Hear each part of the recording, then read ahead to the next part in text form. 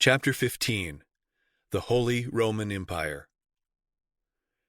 When thus it was with the branches, what else could be the tree at its root? Rome it was which, more than anything else, was the cause of the terrible condition of things amongst the nations. What, then, must have been Rome herself? Leo III was pope at the crowning of Charlemagne, and in that the re-establishment of the Western Empire. Thus, at the beginning of the 9th century, the Holy See found itself freed from the yoke of the Greek emperors, the exarchs of Ravenna, and the Lombard kings.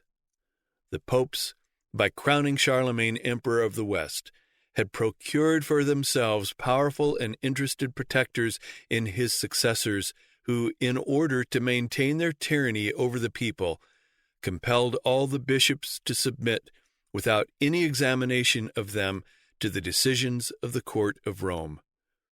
But a strange change was soon seen at work in religion.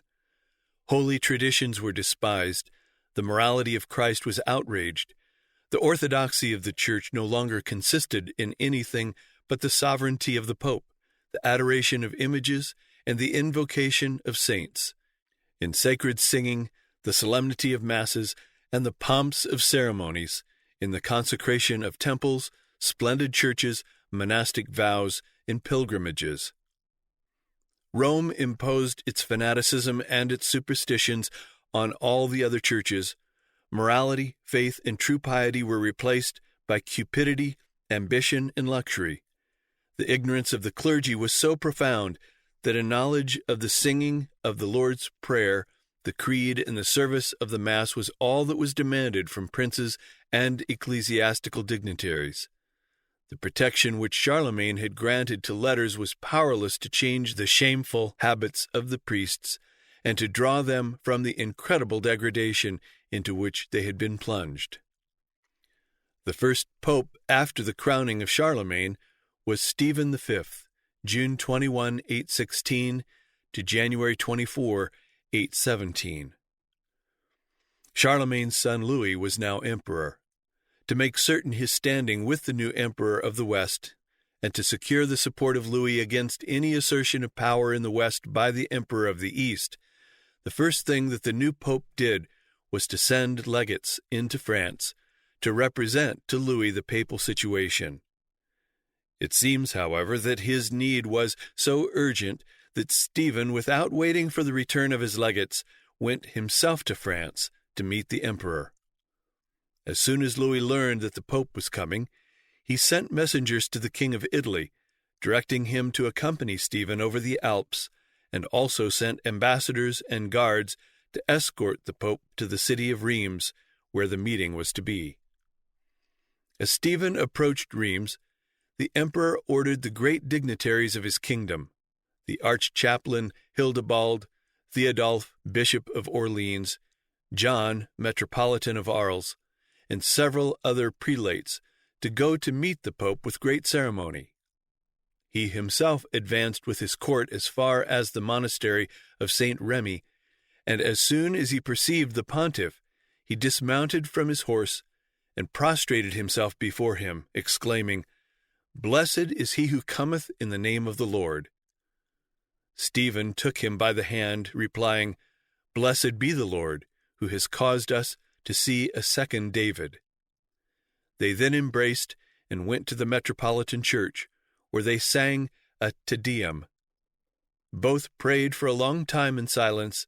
Finally, the Pope rose and in a loud voice thundered forth canticles of gladness in honor of the King of France.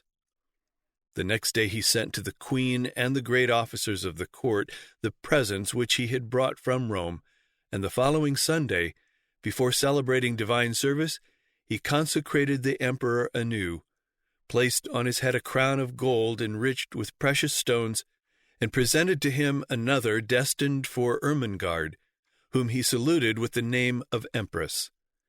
During his sojourn at Rheims, Stephen passed all his days in conversing with Louis the Easy on the affairs of the Church, and obtained from him all he desired. He even induced him to place at liberty the murderers who had attempted the life of Leo III. Before the end of the year, Stephen returned to Italy, laden with honors and presents. He died January 22, 817, and was succeeded by Paschal, January 25, 817, to February 10, 824. Paschal did not wait for the arrival of the envoys of the emperor to witness his consecration. This brought a rebuke from the emperor. The pope laid the fault to the urging of the people. Louis then notified the citizens of Rome that they should be careful for the future how they wounded his imperial majesty, and that they must preserve more religiously the customs of their ancestors. But this easy prince soon repented that he had written so severely, and in order to atone for his fault, he renewed the treaty of alliance which confirmed to the Holy See the donations of Pepin and Charlemagne, his grandfather and father.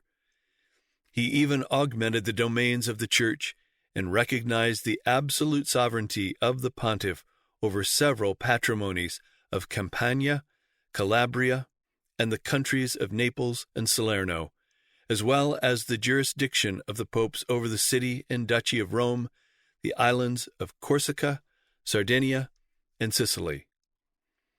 The court of Rome thus became a formidable power, nor were the popes possessed only of immense revenues, but the sovereigns of the West placed armies under their command, ruined empires, exterminated people in the name of St. Peter, and sent the spoils of the vanquished to increase the wealth of the Roman clergy and to support the monks in idleness and debauchery. The pontiffs were no longer content to treat on equal terms with princes. They refused to receive their envoys and to open their messages.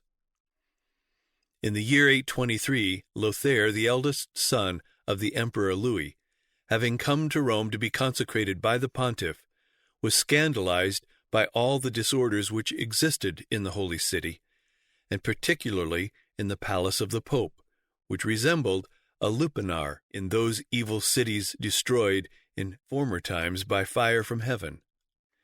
He addressed severe remonstrances to Paschal, and threatened him in the name of the emperor his father to hand over an examination of his actions to a council. The pontiff promised to amend his morals, but as soon as the young prince quitted Italy, he arrested Theodore, the primiciary of the Roman Church, and Leo, the nomenclator, two venerable priests whom he accused of having injured him to the young prince. He caused them to be conducted to the palace of the Lateran, and their eyes to be put out, and their tongues dragged out, in his own presence. He then handed them over to the executioner to be beheaded. When word of this reached the emperor, he sent to Rome 2 envoys to make inquiry concerning it. This inquiry, however, Paschal would forestall by sending 2 legates to the court of the emperor in France to beseech the monarch not to credit the calumnies which represented him as the author of a crime in which he had no participation. Nevertheless, the emperor sent his 2 commissioners to Rome with full powers to investigate the matter. As soon as they arrived in Rome, the Pope, with a company of his clergy, called on them and claimed the right to justify himself by oath in their presence and in the presence of a council. Accordingly, the next day he assembled in the palace of the Lateran 34 bishops, sold to the Holy See, as well as a large number of priests, deacons, and monks, and before this assembly swore that he was innocent of the deaths of the primiciary and the nomenclator. The envoys of France then demanded that the murderers should be delivered up to them. The pontiff refused to do so, under the pretext that the guilty were of the family of St. Peter, and that it was his duty to protect them against all the sovereigns of the world. Besides, added he, Leo and Theodore were justly condemned for the crime of lese-majest. The Holy Father then sent a new embassy composed of John, a bishop, Sergius, the librarian, and Leo, the leader of the militia, to convince the monarch of the sincerity of his protests. The Emperor Louis did not judge it opportune for the dignity of the Church to push his investigations and researches any further, fearing to find himself forced, in order to punish a crime, to deliver up to the executioner the head of an assassin pontiff. At the death of Paschal, May 11, 824, there were two rival factions at Rome, each of which set up a pope. The nobles, the magistrates, and the clergy chose a priest named Zezzinus. The populace were more powerful than the other party, and compelled Zezzinus to yield the place to their candidate, and so Eugenius II, February 14, 824 to August 27, 827, became pope. He immediately sent legates to the emperor in France, asking him to punish the opposing party for sedition. The emperor sent his son Lothair to deal with the matter. The prince, on his arrival in the Holy City, having caused it to be announced that he would hear all the complaints of citizens, entire families cast themselves at his feet, demanding justice against the Holy See, and Lothair was enabled to judge for himself how many unjust condemnations the unworthy predecessor of Eugenius had made for the sole purpose of seizing upon the riches of the people. He ordered the Holy Father to restore to families the lands and territories which had been unjustly confiscated, and in order to prevent new abuses, he published the following decree before the people, assembled in the Cathedral of St. Peter. It is prohibited under penalty of death to injure those who are placed under the special protection of the emperor. Pontiffs, dukes, and judges shall render to the people an equitable justice. No man, free or slave, shall impede the exercise of the right of election of the chiefs of the church, which appertains to the Romans by the old concessions made to them by our fathers. We will that commissioners be appointed by the Pope to advise us each year in what manner justice has been rendered to the citizens, and how the present constitution should have been observed. We will also that it should be asked of the Romans under what law they wish to live, in order that they may be judged according to the law which they shall have adopted, which shall be granted to them by our imperial authority. Finally, we order all the dignitaries of the state to come into our presence, and to take to us the oath of fidelity in these terms: I swear to be faithful to the emperors Louis and Lothair, notwithstanding the fidelity I have promised to the Holy See, and I engage not to permit a pope to be uncanonically chosen, nor to be consecrated until he has renewed before the commissioners of the sovereigns the oath which is now framed by the pontiff actually reigning, Eugenius II. When Lothair returned to France, he found there ambassadors from the Emperor of the East, who had been sent to complain to him as King of Italy against the Pope for instigating priests and monks in the Eastern Empire, to take the crosses from the churches and replace them by images, to scratch the colors from the pictures, and to do a number of other things in the promotion of image worship in the dominions of the Eastern Empire. The French bishops asked of Eugenius authority to assemble a council in Gaul to examine the question of the images. Eugenius granted the request, and the emperor directed the bishops of Gaul to assemble at Paris, November 1st, 826. After an examination and discussion of the question, they addressed to the emperor a letter in which they said, Illustrious Emperor, your father, having read the proceedings of the Synod of Nice, found in them several condemnable things. He addressed judicious observations on them to the Pope Adrian, in order that the pontiff might censor by his authority the errors of his predecessors. But the latter, favoring those who sustained the superstition of the images, instead of obeying the orders of the prince, protected the image worshippers.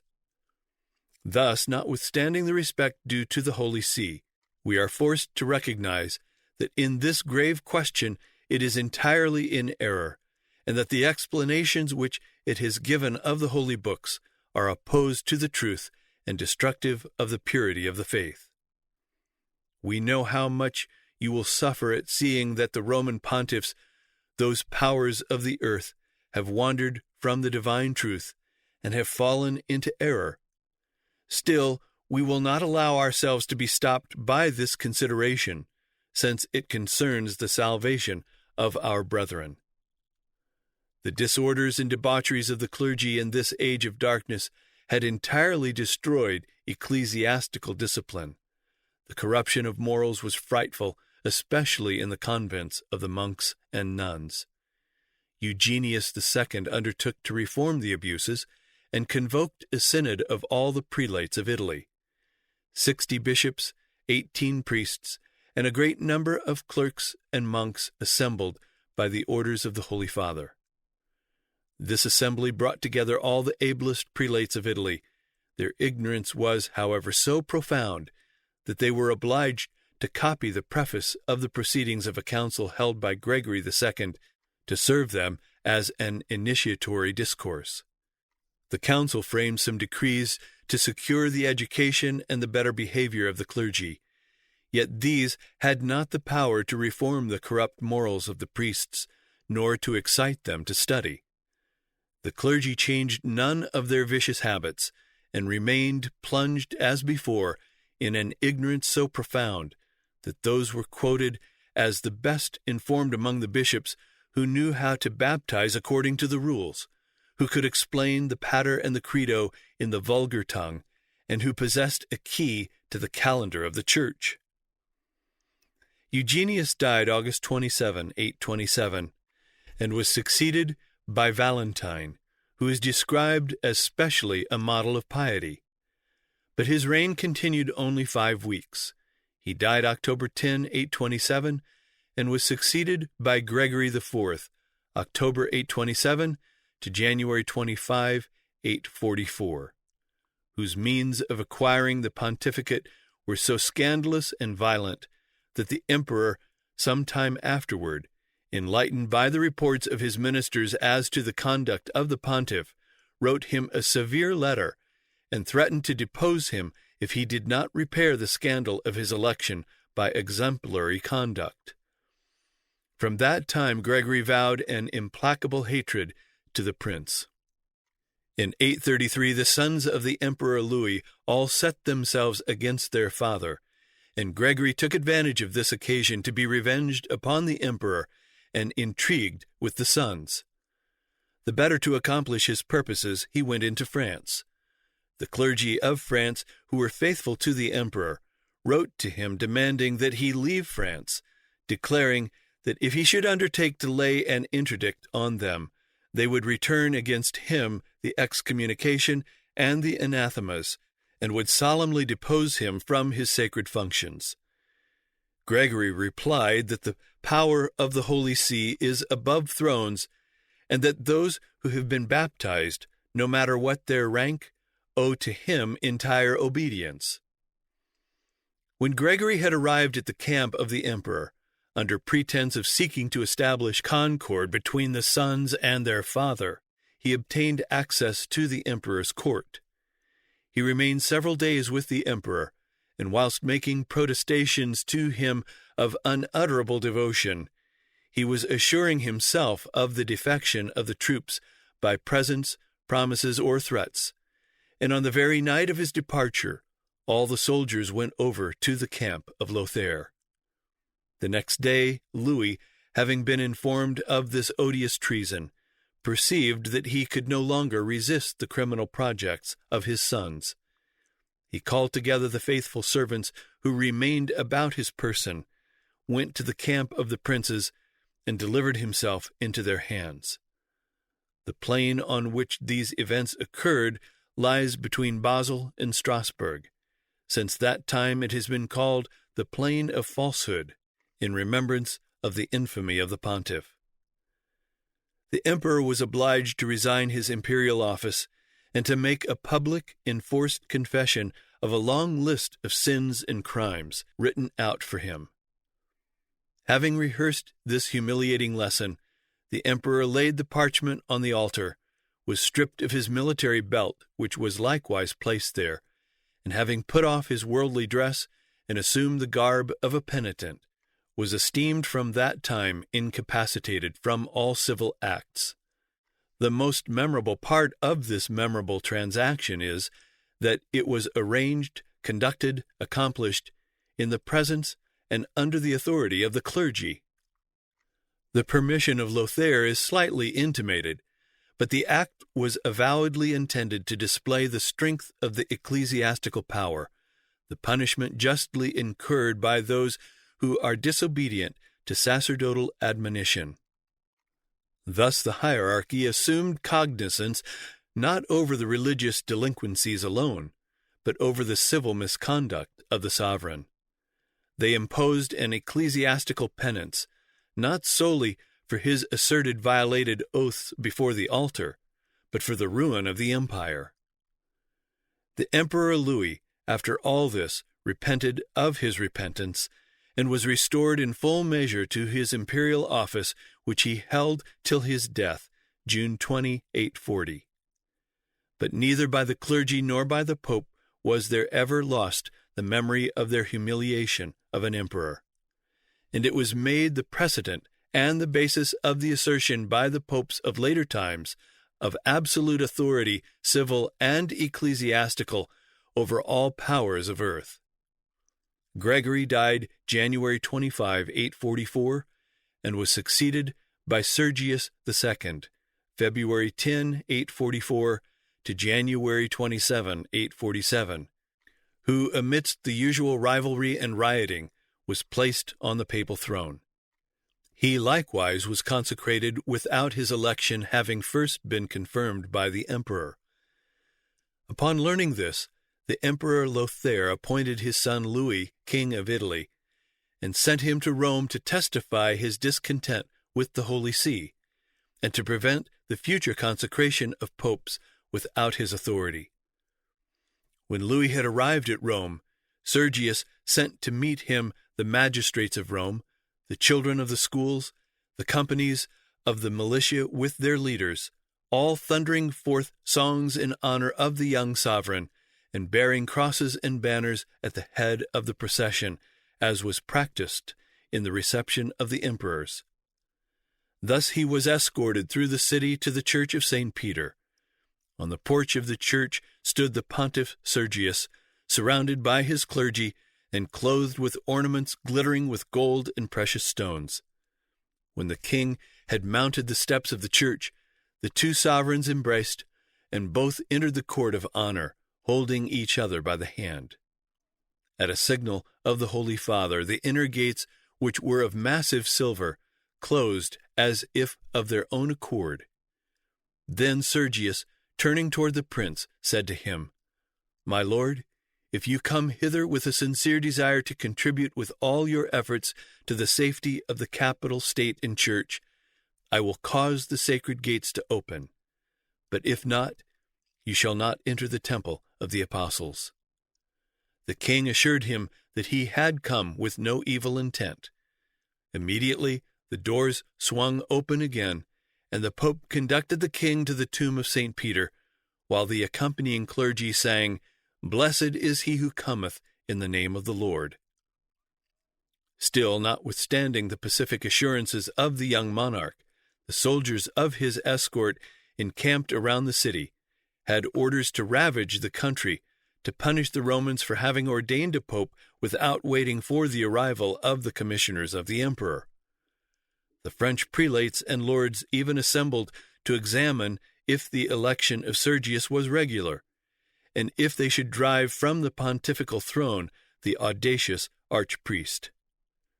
This assembly, composed of 23 bishops and a great number of abbots and lords, was so indignant at the intrigues and machinations of the Holy Father that Angilbert, Metropolitan of Milan, loudly accused Sergius of having excited, by his ambition, all the disorders which desolated the Holy City, and declared that this separated himself from his communion.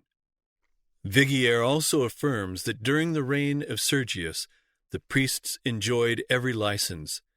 He adds, "The Pope had a brother named Benedict, a man of a brutal character, who seized upon the ecclesiastical and political administration of the city of Rome. By his avarice he introduced disorder everywhere, and wore out the people by his exactions. He publicly sold the bishoprics, and he who gave the highest price obtained the preference.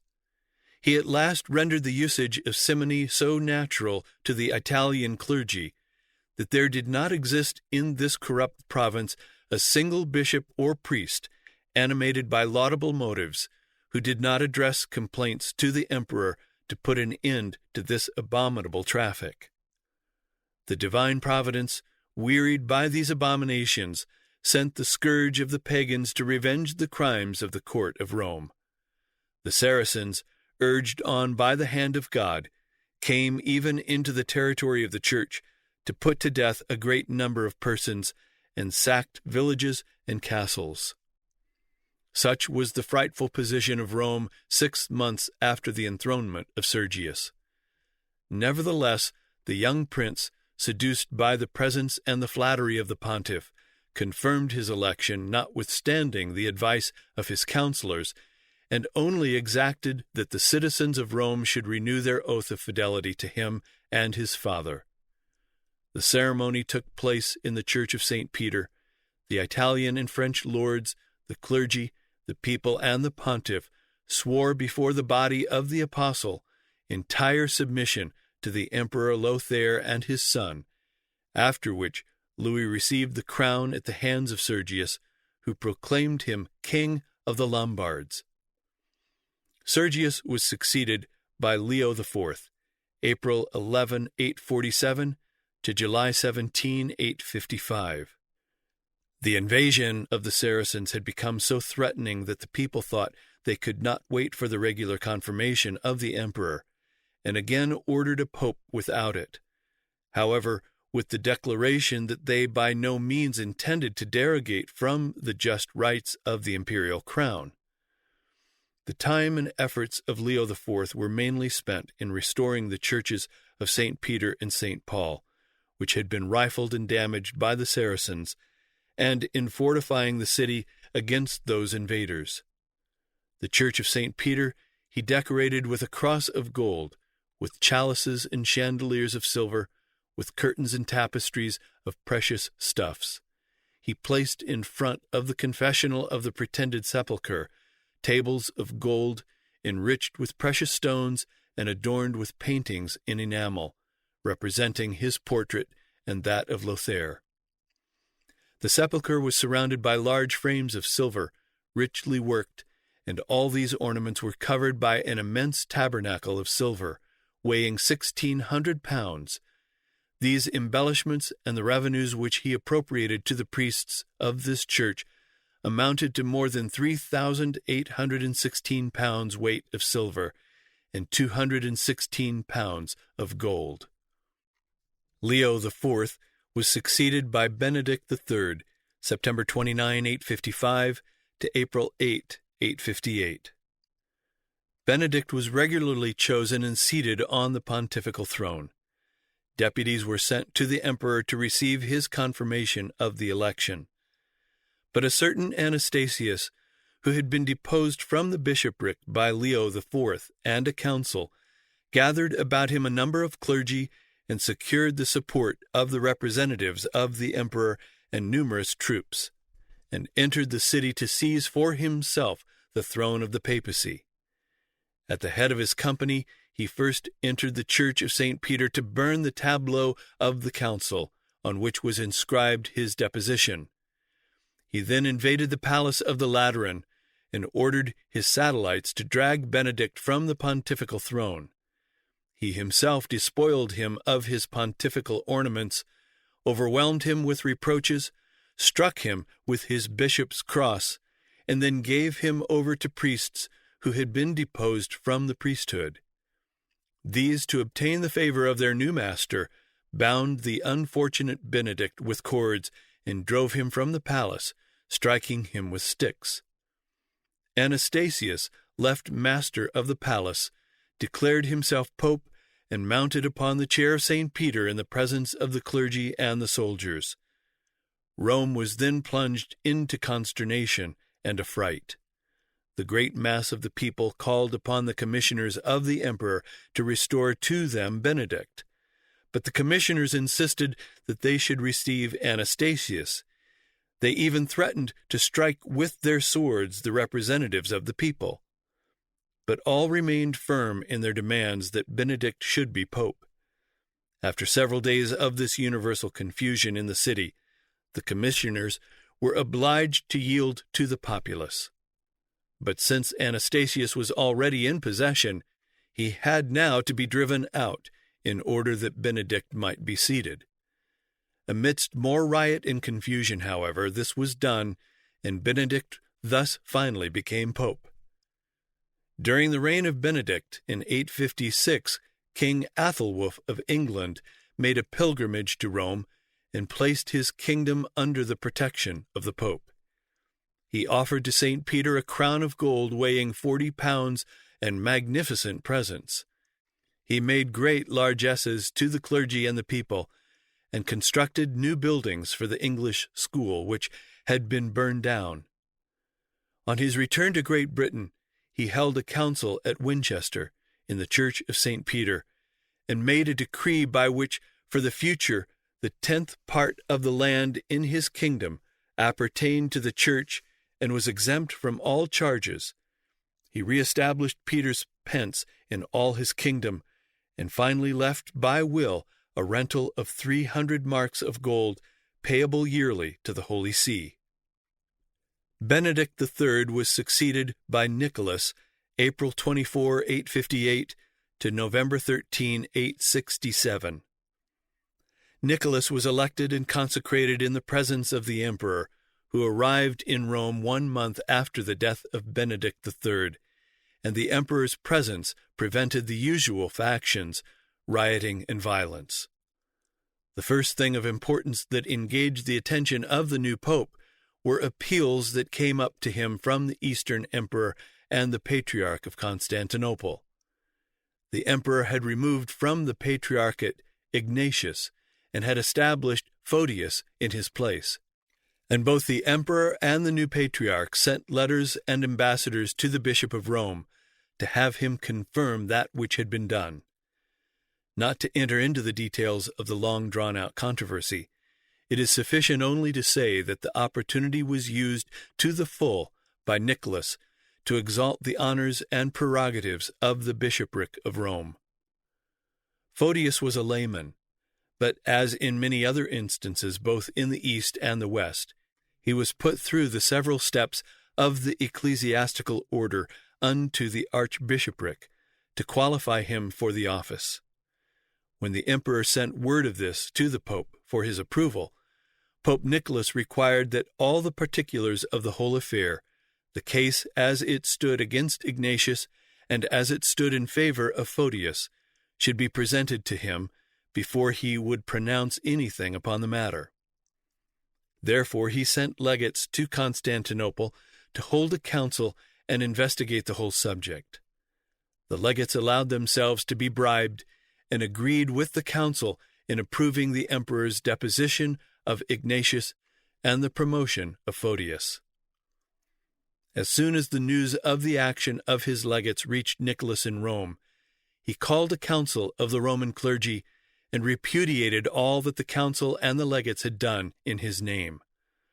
Later, in a council called for another purpose, the principal one of the legates who had been sent to Constantinople was convicted of simony and prevarication on his own avowal, and was therefore deposed and excommunicated.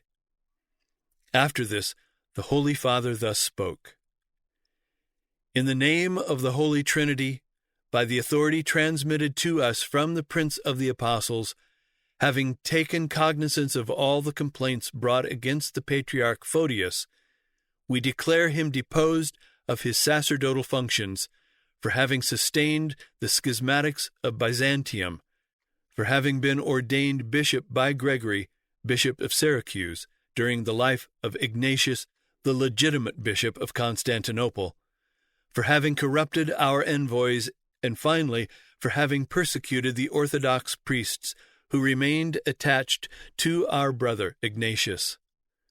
We have discovered Photius to be guilty of crimes so enormous that we declare him to be forever deprived of all the honors of the priesthood and divested of all clerical functions by the authority which we hold from Jesus Christ, the apostles St. Peter and Paul, from all the saints, and the 6 general councils. The Holy Spirit pronounces by our mouth a terrible judgment against Photius and condemns him forever, no matter what may happen, even at the moment of death, from receiving the body and blood of the Savior. When this anathema of the Pope reached Constantinople, the Eastern Emperor sent to Italy a representative, bearing a letter to the pontiff from his master, in which that prince threatened to chastise the Holy See if it did not immediately revoke the anathema launched against Photius. To this letter Nicholas replied, "Know, Prince, that the vicars of Christ are above the judgment of mortals, and that the most powerful sovereigns have no right to punish the crimes of popes, how enormous soever they may be. Your thoughts should be occupied by the efforts which they accomplish for the correction of the Church, without disquieting yourself about their actions. For no matter how scandalous or criminal may be the debaucheries of the pontiffs, you should obey them, for they are seated on the chair of St. Peter. And did not Jesus Christ himself, even when condemning the excesses of the scribes and Pharisees, command obedience to them, because they were interpreters of the law of Moses? We have regarded with pity that abominable cabal which you call a council, and which in you made pride you place on an equality with the General Council of Nice. We declare by virtue of the privileges of our Church that this assembly was sacrilegious, impure, and abominable. Cease, then, to oppose our rights and to obey our orders, or else we will, in our turn, raise our power against yours, and will say to the nations, 'People, cease to bow your heads before your proud masters. Overthrow these impious sovereigns, these sacrilegious kings, who have arrogated to themselves the right of commanding men and of taking away the liberty of their brethren. Fear then our wrath and the thunders of our vengeance, for Jesus Christ has appointed us with his own mouth absolute judges of all men, and kings themselves are submitted to our authority. The power of the Church has been consecrated before your reign, and it will subsist after it. Do not hope to alarm us by your threats of ruining our cities and our fields. Your arms will be powerless, and your troops will fly before the forces of our allies. Many thousands come to Rome every year and place themselves devoutly under the protection of St. Peter. We have the power of summoning monks and even clergy from every part of the world. You, O Emperor, have no such power. You have nothing to do with monks, but humbly to entreat their prayers." In the exercise of his power over kings and their affairs, Nicholas had excommunicated Lothair, the king of Lorraine. The Archbishop of Cologne and his clergy had also incurred the displeasure of the Pope by resisting his arrogance. King Lothair sent a representative to Rome with overtures for peace. To his letters was attached an act of submission from the bishops of Lorraine. Nicholas replied to them in these terms: "You affirm that you are submissive to your sovereign, in order to obey the words of the Apostle Peter, who said, 'Be subject to the prince, because he is above all mortals in this world.' But you appear to forget that we, as the vicar of Christ, have the right to judge all men. Thus, before obeying kings, you owe obedience to us. And if we declare a monarch guilty, you should reject him from your communion until we pardon him. We alone have the power to bind and to loose, to absolve Nero and to condemn him, and Christians cannot, under penalty of excommunication, execute other judgment than ours, which alone is infallible. People are not the judges of their princes. They should obey without murmuring the most iniquitous orders. They should bow their foreheads under the chastisements which it pleases kings to inflict on them. For a sovereign can violate the fundamental laws of the state and seize upon the wealth of citizens by imposts or by confiscations.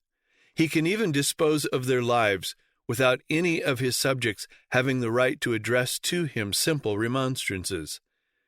But if we declare a king heretical and sacrilegious, if we drive him from the church, clergy and laity, whatever their rank, are freed from their oaths of fidelity and may revolt against his power. Nicholas at the same time wrote to Charles the Bald to excite him against the king of Lorraine. You say, my lord, that you have induced Lothair to submit to our decision, and that he has replied to you that he would go to Rome to obtain our judgment upon his marriage. But are you not aware that he has himself already informed us of this design by his ambassadors, and that we have prohibited him from presenting himself before us in the state of sin in which he is?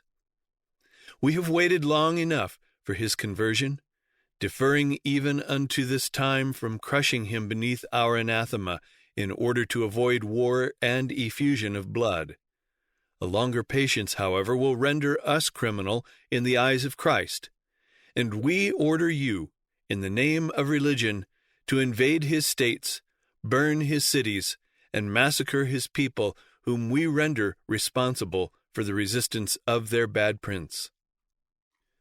The Bulgarian king Bagoras had lately become a Catholic, and he sent an embassy to the Pope in 866 with a list of 105 questions, asking for instruction concerning the new faith. Bagoras had undertaken to compel his people to adopt his new religion. This caused revolt, and in putting down the revolt, Bagoras had massacred a number of his nobles and even their innocent children. One of his questions to the Pope was whether in this he had sinned. In answer, Nicholas told him that he had undoubtedly sinned in putting the children to death, who had no share in the guilt of their fathers. But as for the rest of his conduct, Nicholas wrote thus: You advise us that you have caused your subjects to be baptized without their consent, and that you have exposed yourself to so violent a revolt as to have incurred the risk of your life. I glorify you for having maintained your authority by putting to death those wandering sheep who refused to enter the fold. And you not only have not sinned by showing a holy rigor, but I even congratulate you on having opened the kingdom of heaven to the people submitted to your rule. A king need not fear to command massacres when these will retain his subjects in obedience, or cause them to submit to the faith of Christ, and God will reward him in this world and in eternal life for these murders. You must feast on Sunday and not on Saturday. You should abstain from labor on the days of the festivals of the Holy Virgin, of the 12 apostles, the evangelists, St. John the Baptist, St. Stephen, the first martyr, and of the saints, whose memory is held in veneration in your country. On these days and during Lent, you should not administer judgment, and you should abstain from flesh during the fast of Lent, on Pentecost, on the Assumption of the Virgin, and on Christmas. You must also fast on Fridays and the eve of great feasts. On Wednesdays you may eat meat, and it is not necessary to deprive yourselves of baths on that day and on Fridays, as the Greeks recommend. You are at liberty to receive the communion daily in Lent, but you should not hunt, nor gamble, nor enter into light conversation, nor be present at the shows of jugglers during this season of penitence. You must not give feasts, nor assist at marriages, and married people should live in continence. We leave to the disposal of the priests the duty of imposing a penance on those who shall have yielded to the desires of the flesh. You may carry on war in Lent, but only to repel an enemy. You are at liberty to eat all kinds of animals without troubling yourself about the distinction of the old law, and laymen as well as clergy can bless the table before eating by making the sign of the cross. It is the custom of the Church not to eat before 9 o'clock in the morning, and a Christian should not touch game killed by a pagan. Before declaring war on your enemies, you should assist at the sacrifice of the Mass and make rich offerings to the churches, and we order you to take as your military ensign, instead of the horse's tail, which serves you for a standard, the cross of Jesus Christ. We also prohibit you from forming any alliance with the infidels, and when you conclude a peace in future, you will swear upon the evangelists and not upon the sword. Nicholas is very worthily classed with Leo I and Gregory I as deserving of the title of the Great, for never had the power of the clergy or the supremacy of Rome been asserted so distinctly, so inflexibly. The privileges of Rome were eternal, immutable, anterior to all synods or councils, derived from none, but granted directly by God himself. They might be assailed, but not transferred, torn off for a time, but not plucked up by the roots. An appeal was open to Rome from all the world. From her authority lay no appeal. He died November 13, 867, and was immediately succeeded by Hadrian II, December 13, 867 to November 26, 872, who also was consecrated and enthroned without the emperor's sanction. But when the emperor called him to an account for it, the excuse was again presented that it was not out of any disrespect to the emperor, but because he was overborne by the urgency of the multitude. The emperor accepted the plea and confirmed the election. Hadrian immediately pardoned all those who had been deposed or anathematized by Nicholas, and did everything in his power to exalt the name and memory of Nicholas. He gave a grand banquet to a great number of Eastern monks who had been persecuted by Nicholas, at which he treated them with the greatest deference, even serving them with his own hands.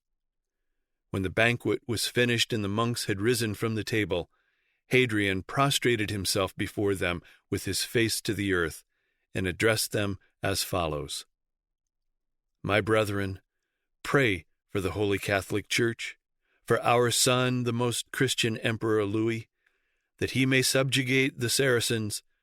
Pray for me and beseech God to give me strength to govern his numerous faithful.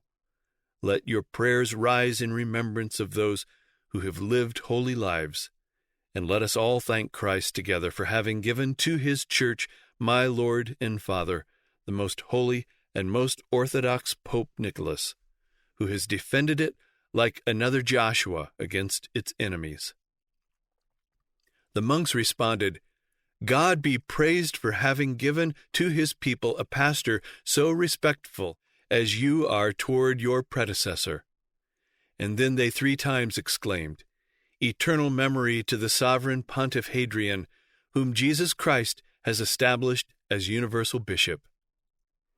Hadrian, seeing that they avoided saying anything in praise of Nicholas, checked them and said, My brethren, I beseech you in the name of Christ that your praises be addressed to the most holy Orthodox Nicholas. Established by God's sovereign Pontiff and universal Pope, glory to him, the new Elias, the new Phineas, worthy of an eternal priesthood, and peace and grace to his followers. This ascription the monks repeated 3 times after the Pope, and the assembly dispersed. Next he wrote to the metropolitans of France as follows: We beseech you, my brethren, to re-establish the name of Pope Nicholas in the books and sacred writings of your churches, to name him in the Mass, and to order the bishops to conform to our decision on this subject. We exhort you to resist with firmness the Greek princes who undertake to accuse his memory or reject his decrees. Still, we do not wish to be inflexible toward those whom he has condemned, if they will implore our mercy and consent not to justify themselves by accusing that great Pope, who is now before God, and whom no one dared to attack whilst living. We then vigilant and courageous, and instruct the prelates beyond the Alps, that if they reject the decrees of a pontiff, they will destroy the supreme authority of the ministers of the Church. All should fear lest their ordinances be despised when they have attained the power which rules kings. In the year 869, King Lothair died, leaving no children that could inherit his dominion. His brother, the Emperor Louis, was therefore the rightful heir to the kingdom of Lorraine. But for fear of Charles the Bald, Louis would not enter his claim until he had enlisted in his interests the Pope. Hadrian wrote to the lords and prelates of the kingdom of Lorraine, commanding them to recognize the Emperor Louis as the legitimate heir of the kingdom, and to yield neither to promises nor threats from any other claimant. He also sent letters to the metropolitans, dukes, and counts of the kingdom of Charles the Bald, containing threats of excommunication against those who did not arrange themselves on the side of the emperor, and recalled to the recollection of the French the solemn oaths by which the grandchildren of Charlemagne had bound themselves to observe religiously the agreements which had governed the division between them and their nephews, and added, "Know, bishops, lords, and citizens, that whosoever among you shall oppose himself to the pretensions of Louis, whom we declare sovereign of Lorraine, shall be struck by the arms which God has placed in our hands for the defense of this prince." The Pope's commands, however, arrived too late to be of any warning, because at the first news of the death of Lothair, Charles the Bald had entered the kingdom, and at Metz was already crowned king of Lorraine. When the Pope learned of this, he immediately wrote to Charles the Bald that what he had done was an insult to the authority of the Pope, accused him of having treated with contempt the Pope's legates instead of prostrating himself at their feet as other sovereigns had done, and closed thus: "Impious king, we order thee to retire from the kingdom of Lorraine, and to surrender it to the Emperor Louis. If thou refusest submission to our will, ourselves go into France to excommunicate thee and drive thee from thy wicked throne." At the same time he wrote to the Archbishop of Reims, reproving him for not having turned aside the king from his projects of usurpation, and reproached him with having rendered himself guilty, through his weakness, of being a criminal accomplice in the rebellion of the monarch. He ordered him to repair his fault by anathematizing Charles, by not having any communication with him, and by prohibiting all the bishops of Gaul from receiving the usurper in their churches under penalty of deposition and excommunication. At the same time, he gave secret instruction to his legates to incite the son of Charles to revolt against his father. This they did, but Charles, learning of it, caused his son's eyes to be put out with hot lead, because he considered death too light a penalty. The Pope then sent an abusive letter condemning Charles for this ill treatment of his son, and ordering the king to re-establish the son in his property, his honors, and his dignities, until the time in which our legate shall go into thy accursed kingdom, to take, in behalf of this unfortunate, the measures which we shall judge proper. In the meantime, whatever may be the enterprises of Carloman against thee, we prohibit thy lords from taking arms in thy defense, and we enjoin on the bishops not to obey thy orders, under penalty of excommunication and eternal damnation. For God wills that division shall reign between the Father and the Son, to punish thee for the usurpation of the kingdoms of Lorraine and Burgundy." In reply to the letter which the Pope had sent to the clergy in the dominions involved in this quarrel, the Archbishop of Reims, in behalf of himself and them, wrote as follows: "When we exhort the people to dread the power of Rome, to submit to the pontiff, and to send their wealth to the sepulchre of the apostle in order to obtain the protection of God, they reply to us, 'Defend then by your thunders the state against the Normans who wish to invade it. Let the Holy See no more implore the succor of our arms to protect it. If the Pope wishes to preserve the aid of our people, let him no more seek to dispose of thrones, and say to him that he cannot be at once king and priest, that he cannot impose on us a monarch, nor pretend to subjugate us who are Franks, for we will never support the yoke of the slavery of princes or popes, and will follow the precepts of Scripture, combating without ceasing for liberty, the only heritage which Christ left to the nations when dying on the cross. If the Holy Father excommunicates Christians who refuse to cringe blindly beneath his authority, he unworthily abuses the apostolic power, and his anathemas have no power in heaven, for God, who is just, has refused to him the power of disposing of temporal kingdoms. I have done my best to lead our prelates into sentiments more comfortable to your wishes, but all my words have been useless. I ought not then to be separated from your communion for the sins of others. Your legates are my witnesses, that in the execution of your orders I have resisted the lords and the king, until they have threatened me, that if I persisted in defending you, they would make me sing alone before the altar of my church, and would take from me all power over the property and persons of my diocese. Threats more terrible still have been made against you, which they will not fail to execute if God permits. Thus I declare to you, after having had sad experience, that neither your anathemas nor your thunders will prevent our monarch and his lords from keeping Lorraine, on which they have seized. As for King Charles, he replied to the Pope as follows.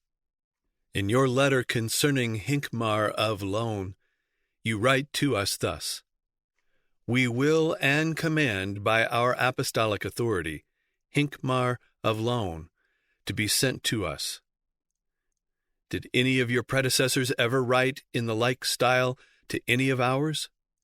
Do you not thereby banish Christian simplicity and humility from the Church, and introduce worldly pride and ambition in their room? I wrote to you formerly, and now write to you again lest you forget it, that we kings of the Franks, come of royal race, are not the vicegerents of bishops, but lords and masters of the world.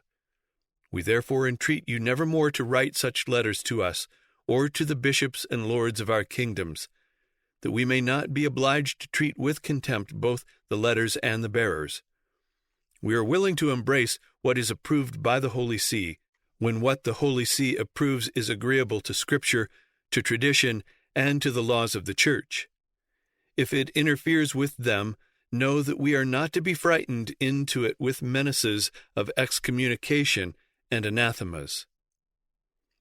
These bold words of both the bishops and the king had a wonderfully subduing effect upon the loftiness of the Pope, for he immediately wrote to the king as follows: Prince Charles, we have been apprised by virtuous persons that you are the most zealous protector of churches in the world, that there exists not in your immense kingdom any bishopric or monastery on which you have not heaped wealth, and we know that you honor the See of St. Peter, and that you desire to spread your liberality on his vicar and to defend him against all his enemies. We consequently retract our former decisions, recognizing that you have acted with justice in punishing a guilty son and a prelatical debauchee, and in causing yourself to be declared sovereign of Lorraine and Burgundy. We renew to you the assurance that we, the clergy, the people, and the nobility of Rome, wait with impatience for the day on which you shall be declared king, patrician, emperor, and defender of the Church.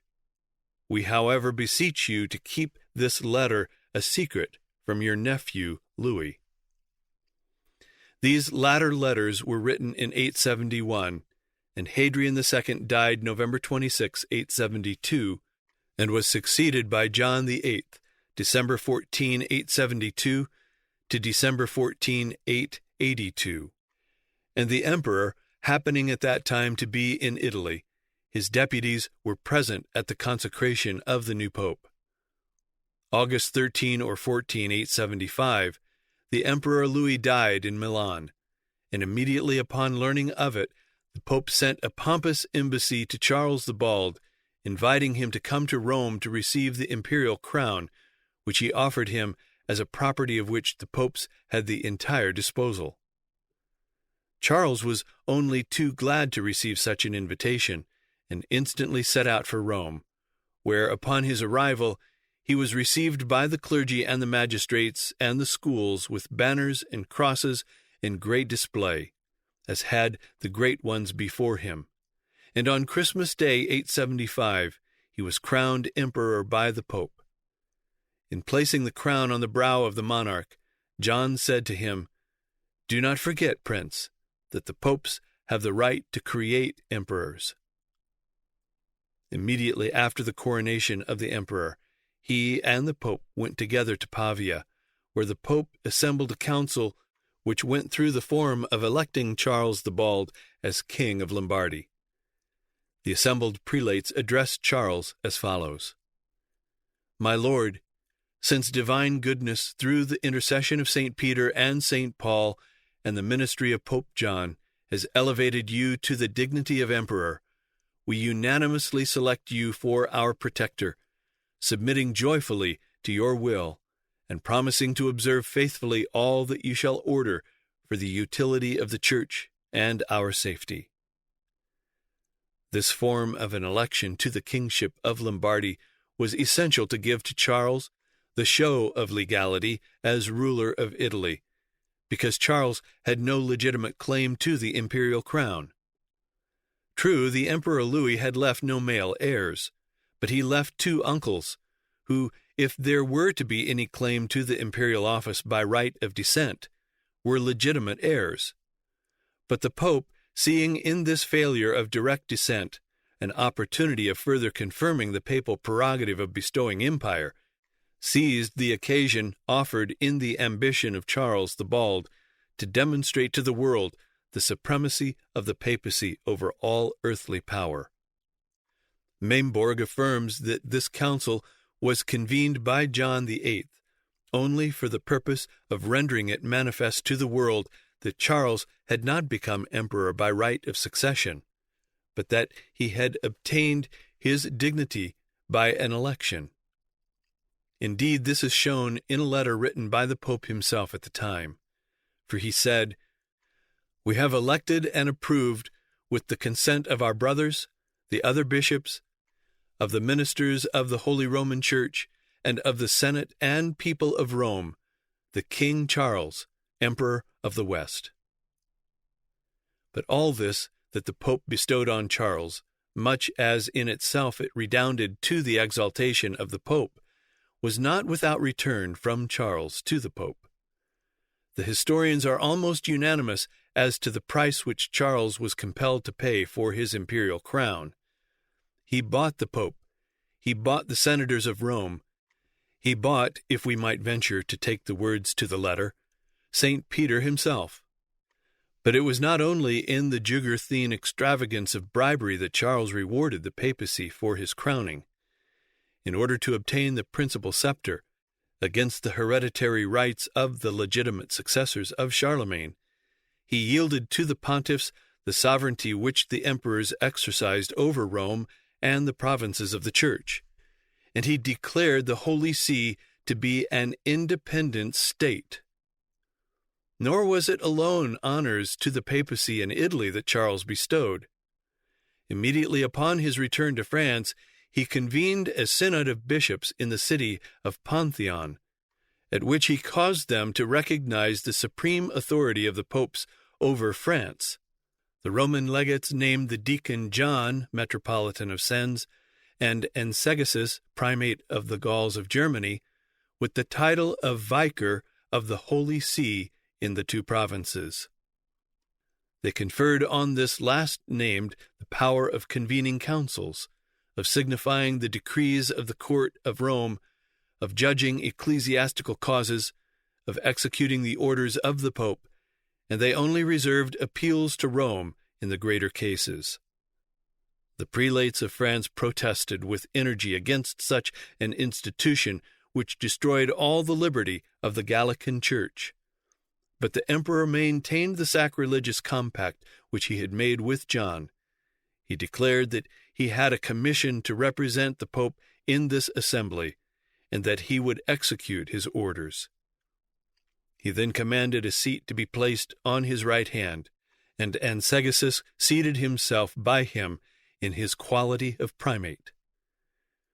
In the year 876, the Saracens became so strong in Italy as seriously to threaten the very existence of the papal state. The Pope wrote most appealingly to the Emperor Charles, saying, "Do not believe that our evils only come from the pagans. Christians are still more cruel than the Arabs. I would speak of some lords, our neighbors, and chiefly of those whom you call marquises or governors of frontiers. They pillage the domains of the church and cause it to die, not by the sword, but by famine. They do not lead people into captivity, but they reduce them into servitude, and their oppression is the cause why we find no one to combat the Saracens. Thus, my lord, you alone, after God, are our refuge and our consolation. We beseech you, then, in the name of the bishops, priests, and nobles, but above all in the name of our people, to put forth a hand of succor to the Church, your mother, from which you hold not only your crown, but even the faith of Christ, and which has elevated you to the empire, notwithstanding the legitimate rights of your brother." But just about that time died Louis the German at Frankfurt, and the Emperor Charles the Bald immediately marched with an army to seize that kingdom. However, he was totally defeated by the son and successor of Louis the German, and was pursued even into his own kingdom. This made it impossible for him to furnish any help to the Pope in Italy. Yet more, his nephew Carloman, King of Bavaria, taking advantage of Charles's defeat, invaded Italy, claimed the kingdom of Lombardy, and designed to secure the imperial crown, if possible.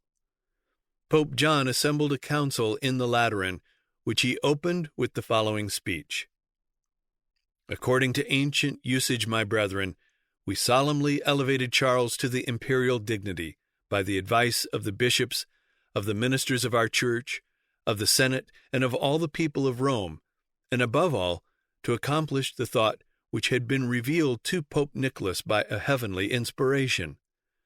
The election of Charles is then legitimate and sacred.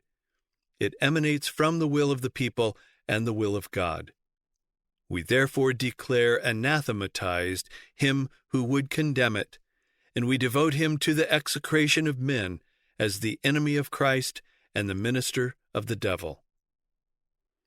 When the emperor learned that Carloman had entered Italy, he himself marched to Italy. But nothing definite came of it except his death, which occurred October 6, 877, as he was about to return to France. Carloman, now seeing that there was possibly some hope of his receiving the imperial crown, wrote to the pontiff letters of submission and claimed from the master and dispenser of the imperial crown. Before, however, consecrating the new prince, he wished to profit by circumstances to ensure material advantages to his see.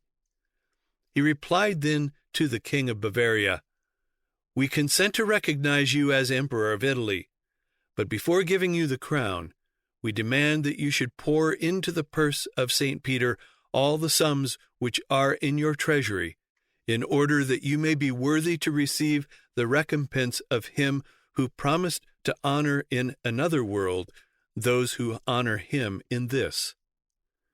We will send you shortly the articles which treat of that which you should grant to the Church. We will then address you a more solemn legation, in order to conduct you to Rome with the honors due to your rank. We will then treat together of the good of the state and the safety of Christian people. Until that time, I beseech you to give no access near to you of infidels or of such as wish our life, whatever may have been your anterior relation with them. and I conjure you to remit the revenues of the patrimony of St. Peter, which are situated in Bavaria." Carloman was not in a position to grant all this at once, and so the Pope, not receiving either money or the aid of troops, was obliged to secure relief from the Saracens by an agreement to pay them 20,000 marks of gold annually, to redeem from them the states of the Church, which they had already taken.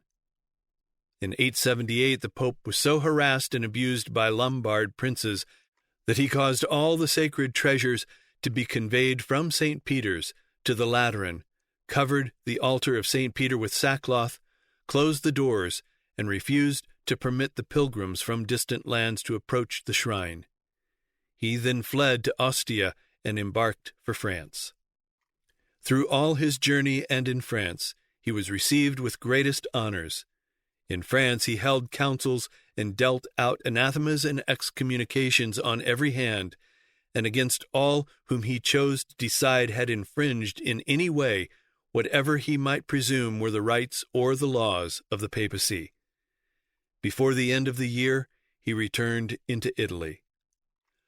Carloman in 879 was supplanted in his claims upon Italy by his brother Charles the Fat. Shortly afterward, Carloman died, and leaving no children, his kingdom fell to his second brother Louis. To make sure of his hold on the kingdom against his brother Charles, Louis renounced, in Charles' favor, all claim to the kingdom of Lombardy, and also to the imperial title. Pope John, learning of this, wrote to Charles to come to Italy and receive the imperial crown. As Charles came, the Pope met him at Ravenna, informing him that "we have called you by the authority of our letters to the imperial sovereignty, for the advantage and exaltation of the Church." He also enjoined Charles to send before him to Rome his chief officers to ratify all the privileges of the Roman See, saying that the Church must suffer no diminution, but rather be augmented in her rights and possessions. They came together to Rome, where, on Christmas Day, 880, in the Church of St. Peter, Charles the Fat was crowned emperor by Pope John VIII. The Bishop of Naples was also Duke of Naples. He had secured the safety of his dominions from the Saracens by entering into an alliance with them. The Pope visited Naples in order to persuade the episcopal duke to break off his alliance with the Saracens and join in a general league against them. And because Anastasius would not do so, John excommunicated him, April 881. The following year, Athanasius sent a deacon to the Pope with the word that he had broken his alliance with the Saracens and would stand with the Pope. The Pope would not accept his word alone, but required of Athanasius, as a surety of good faith, that he should seize the chiefs of the Mohammedans, send them to Rome, and massacre the rest in the presence of the Pope's legates. By this treacherous and barbarous act, demanded by the head of Christendom, the Duke Bishop of Naples was to obtain readmission to the Catholic Church and the right to officiate there as a Catholic bishop. John VIII was succeeded by Martin II, December 882 to May 884, who proved to be as depraved in his morals, as treacherous in his policy, and as proud in his conduct as his predecessor John VIII. But in his short reign, no special occasion was offered for the manifestation of the special characteristics of a pope. He was succeeded by Hadrian III, June 884 to July 2, 885, who took another step in the supremacy of the papacy by decreeing that the new pope should be thenceforth consecrated without waiting for the imperial envoys to assist at his consecration. He was succeeded by Stephen VI, July 885 to September 891. The Emperor of the East had written to Pope Hadrian III, resenting the Pope's interference with the government of the Eastern Church. But Hadrian dying, it fell to Stephen to answer the letter. And in his answer he said, "God has given to princes the power of governing temporal things, as he has given to us by the authority of St. Peter, the power of governing spiritual things. Sovereigns have the right to repress a rebellious people, to cover the land and sea with their soldiers, to massacre men who refuse to recognize their rule or obey the laws which they make for the interests of their crown. To us, it appertains to teach the people that they ought to endure the tyranny of kings, the horrors of famine, even death itself, in order to obtain eternal life. The ministry which Christ has confided to us is as high above yours as heaven is above the earth, and you cannot be the judge of the sacred mission which we have received from God. In January 888 died the Emperor Charles the Fat, leaving no male heir. The Lombard dukes and people thought to have one of their own nation to be king of Italy. But there was no unanimity as to the choice, and violent confusion reigned. The Pope invited Arnulf, king of Germany, to Italy to receive the kingdom and the imperial crown, but Arnulf could not respond at once, and the Pope and the city of Rome declared for Guido, Duke of Spoleto. This turned the balance in his favor. He defeated in battle his rival in 890, and thus became king of Lombardy. In February 21, 891, he was crowned emperor by the Pope. Stephen VI was succeeded by Formosus, September 891 to April 4, 896, who, in 876, had been excommunicated by Pope John VIII in a council held at Rome on the charge of conspiring against the emperor as well as against the Pope, and caballing to raise himself from a smaller to a greater church, even to the Apostolic See.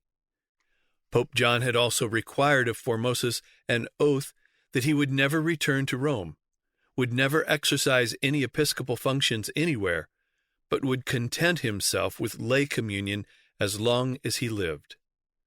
From both the excommunication and the oath, Pope Martin II had absolved him, reinstating him in the honors and dignities of his original bishopric of Porto.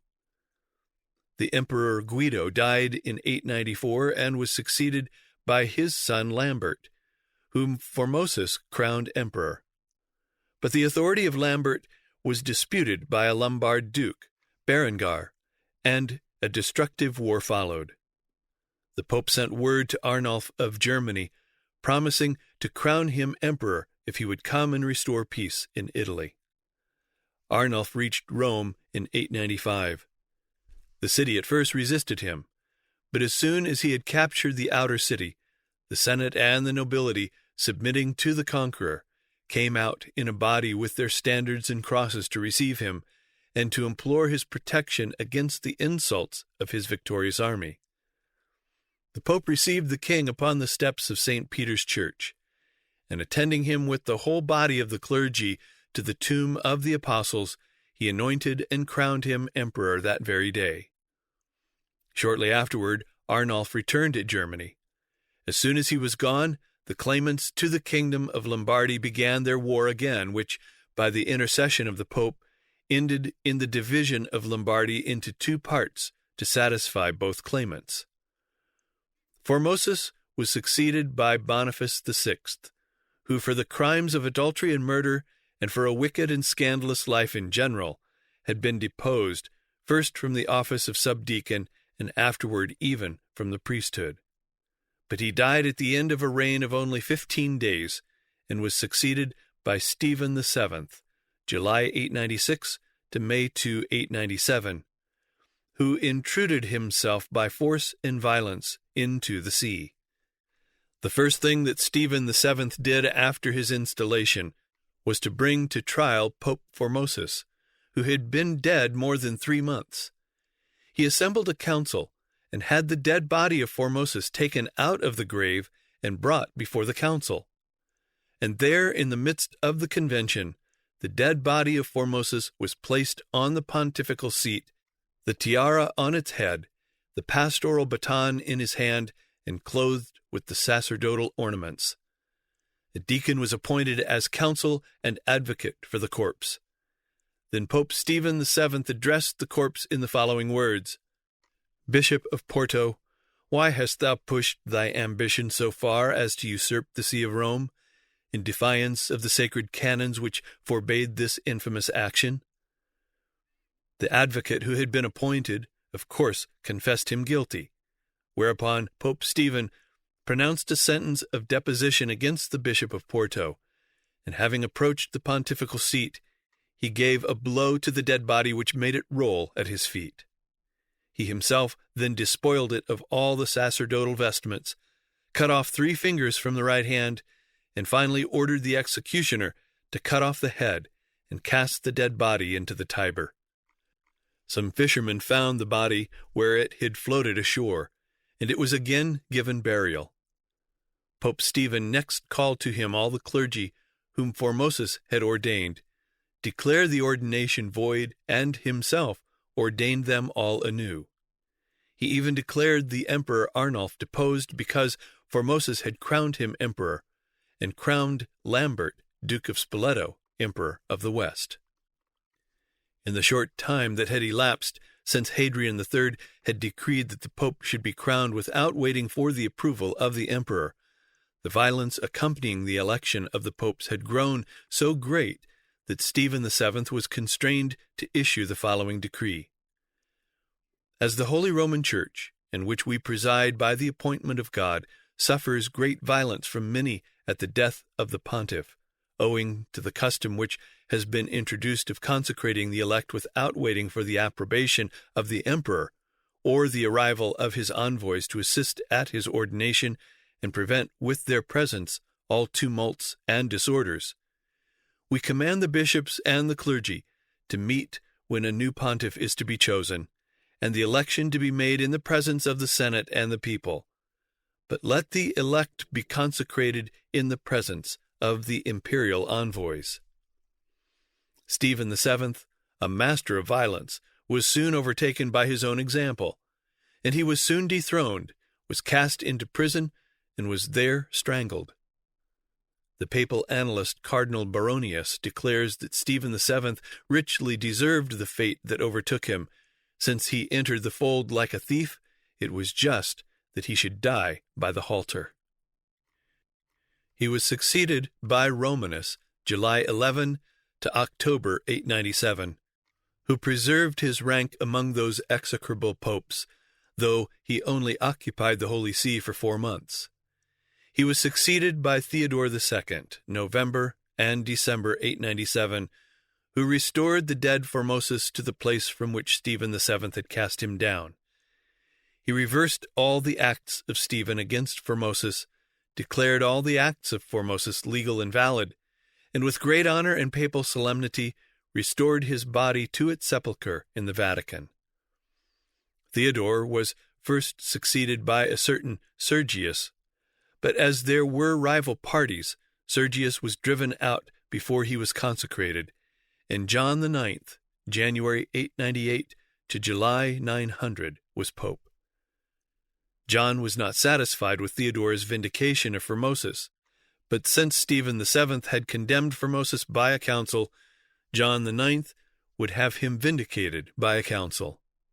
Accordingly, John's council declared, "We entirely reject the council held by the pontiff Stephen, and we condemn as baneful to religion the convention by which the dead body of Formosus was torn from its sepulchre, judged, and dragged through the streets of Rome, a sacrilegious act until that time unknown among Christians. The bishops who assisted at this judgment, having implored our pardon and protested that fear alone forced them into this horrible synod, we have used indulgence in their behalf. But we prohibit the pontiffs, our successors, from hindering in future liberty of deliberation, and from doing any violence to the clergy. The unction of the holy oil that was given to our spiritual son, the Emperor Lambert, is confirmed. The proceedings of the conventions which we have censored shall be burned. Sergius, Benedict, and Marin can no longer be regarded as ecclesiastics unless they live in penitence. We declare them separated from the communion of the faithful, as well as all those who violated the sepulchre of Formosus, and who dragged his dead body into the Tiber. The Holy Roman Church suffers great violence on the death of a pope. Disorders attend the elections which are made to the insult of the emperor, and without waiting, as the canons ordain, the presence of the imperial commissioners. We ordain that in future the pontiffs be elected in a convention of the bishops, at the request of the Senate and the people, and under the auspices of the prince. And we prohibit the exaction from him of oaths which usage shall not have consecrated. The times have introduced a detestable custom. On the death of a pontiff, the patriarchal palace is pillaged, and the pillage extends through the whole city. Episcopal mansions even are treated in the same way on the death of bishops. It is our will that this custom shall cease. Ecclesiastical censors and the indignation of the emperor will punish those who shall brave our prohibition. We also condemn the usage of selling secular justice. If, for example, prostitutes are found in a house belonging to a priest, judges or their officers drag them from it with scandal and maltreat them until they are ransomed by their masters in order to acquire the right of prostitution. When the Emperor Arnulf died in the year 909, the clergy of Germany thought it necessary to apologize to the Pope for choosing his son, 7 years old, to be king of Germany without waiting for his sacred orders, and the bishops of Bavaria wrote to him acknowledging that he occupied God's place on the earth. The eulogy that Cardinal Baronius bestows on John IX is that he was the best of the bad popes. And of the papacy in general in the 9th century, which closed with the reign of John IX, the same writer says, "Never had divisions, civil wars, the persecutions of pagans, heretics, and schismatics caused it, the Holy See, to suffer so much as the monsters who installed themselves on the throne of Christ by simony and murders. The Roman Church was transformed into a shameless courtesan, covered with silks and precious stones, which publicly prostituted itself for gold. The palace of the Lateran was become a disgraceful tavern, in which ecclesiastics of all nations disputed with harlots the price of infamy. Never before did priests, and especially popes, commit so many adulteries, rapes, incests, robberies, and murders, and never was the ignorance of the clergy so great as during this deplorable period. Thus the tempest of abomination fastened itself on the Church, and offered to the inspection of men the most horrid spectacle. The canons of councils, the creed of the apostles, the faith of Nice, the old traditions, the sacred rites were buried in the abyss of oblivion, and the most unbridled dissoluteness, ferocious despotism, and insatiable ambition usurped their place. But soon events demonstrated that the 10th century must witness a yet worse condition of the papacy. And of this the cardinal is obliged to write that it was an iron age, barren of all goodness, a leaden age, abounding with all wickedness, and a dark age, remarkable above all the rest for the scarcity of writers and men of learning. In this century, the abomination of desolation was seen in the temple of the Lord, and in the see of St. Peter, reverenced by angels, were placed the most wicked of men, not pontiffs, but monsters. And King Edgar of England, in a speech to the assembled bishops of his kingdom, declared, "We see in Rome but debauchery, dissolution, drunkenness, and impurity. The houses of the priests have become the shameful retreats of prostitutes, jugglers, and sodomites. They gamble by night and day in the residence of the Pope. Bacchanalian songs, lascivious dances, and the debauchery of a Messalina have taken the place of fasting and prayers." Benedict IV, August 900 to October 903, was the first pope in the 10th century. But of him there is nothing definite recorded as of the popes both preceding and following him, except that he crowned as emperor Louis, king of Arles or Provence, Burgundy. His epitaph says that he was kind to the widows, the poor, and the orphans, cherishing them like his own children, and that he preferred the public to his private good. He was succeeded by Leo V, November 903, in opposition to the partisans of Sergius, who had been defeated and driven out by John IX. But before 2 months were past, Leo was dethroned, was cast into prison, and was strangled by one of his own presbyters and chaplains, who thus became Pope Christopher, December 903 to June 904.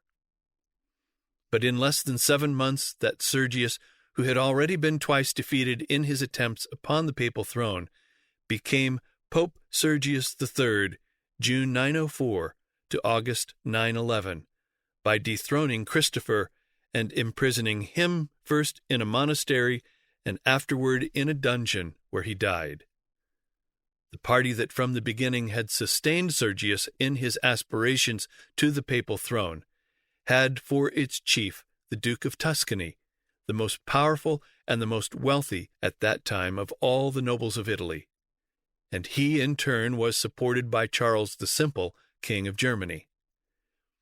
With Sergius, the vindictive spirit of the priest, the lubricity of the monk, and the violence of the fanatic were placed on the throne of St. Peter.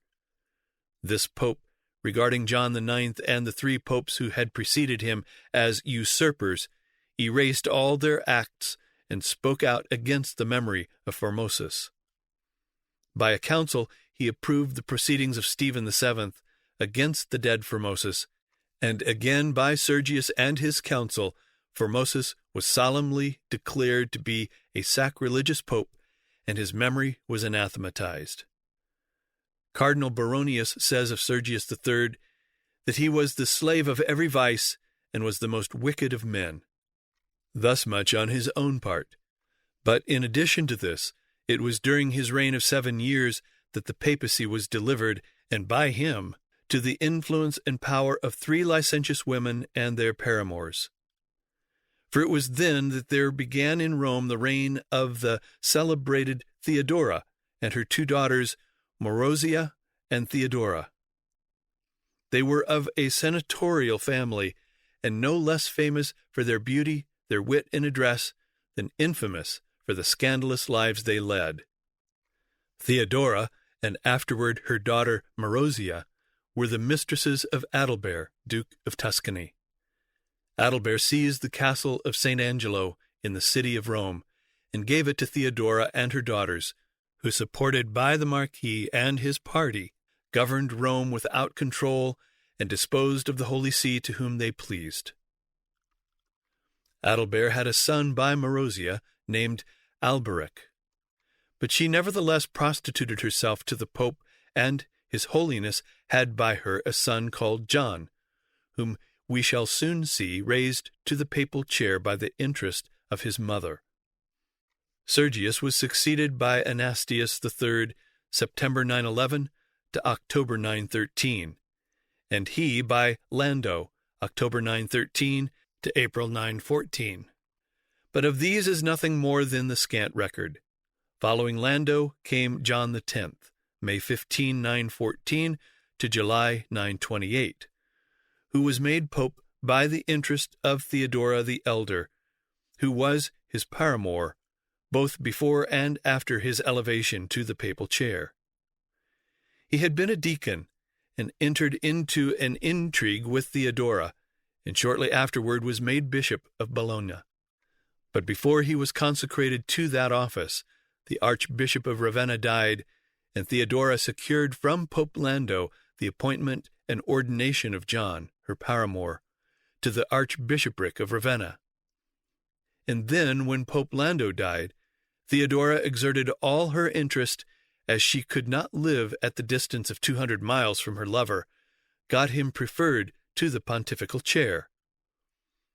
John X succeeded in forming against the Saracens in Italy a league of the dukes and the king of Lombardy, and even the emperor of the East, and with his casque on his head and his sword by his side, took the command of the troops, fought a great battle with the Arabs, and drove them entirely from the provinces which they occupied. And King Berengar, having assisted the Pope in his campaign against the Arabs, the Pope in return crowned him emperor March 24, 916. About this time it seems that both Adalbert and Theodora the Elder died. Marozia married Alberic, Marquis of Camarina, by whom she had a son whom she named Alberic. About 925, Alberic, Marozia's husband, died, and she then married her stepson Guido, the son of Adalbert, Duke of Tuscany. John X incurred the displeasure of Marozia by allowing his brother Peter more of a place in his councils than he gave to Marozia and her husband. For this, Marozia stirred up Guido against him. Guido, with a band of followers, invaded the Lateran palace, killed Peter, seized the Pope, and dragged him to prison, where later he was smothered. And Leo VI, July 928 to February 929, was made Pope, but continued only about 7 months, when he was succeeded by Stephen VIII, February 929 to March 931, of whom nothing more is said. But upon his death, Marozia was able to elevate to the papal throne her son by Pope Sergius III, who at the age of 18 reigned as John XI, March 931 to January 936. Guido died about the time of the elevation of John XI to the papal throne, and Marozia married Hugh of Burgundy, or Provence, who had become king of Italy.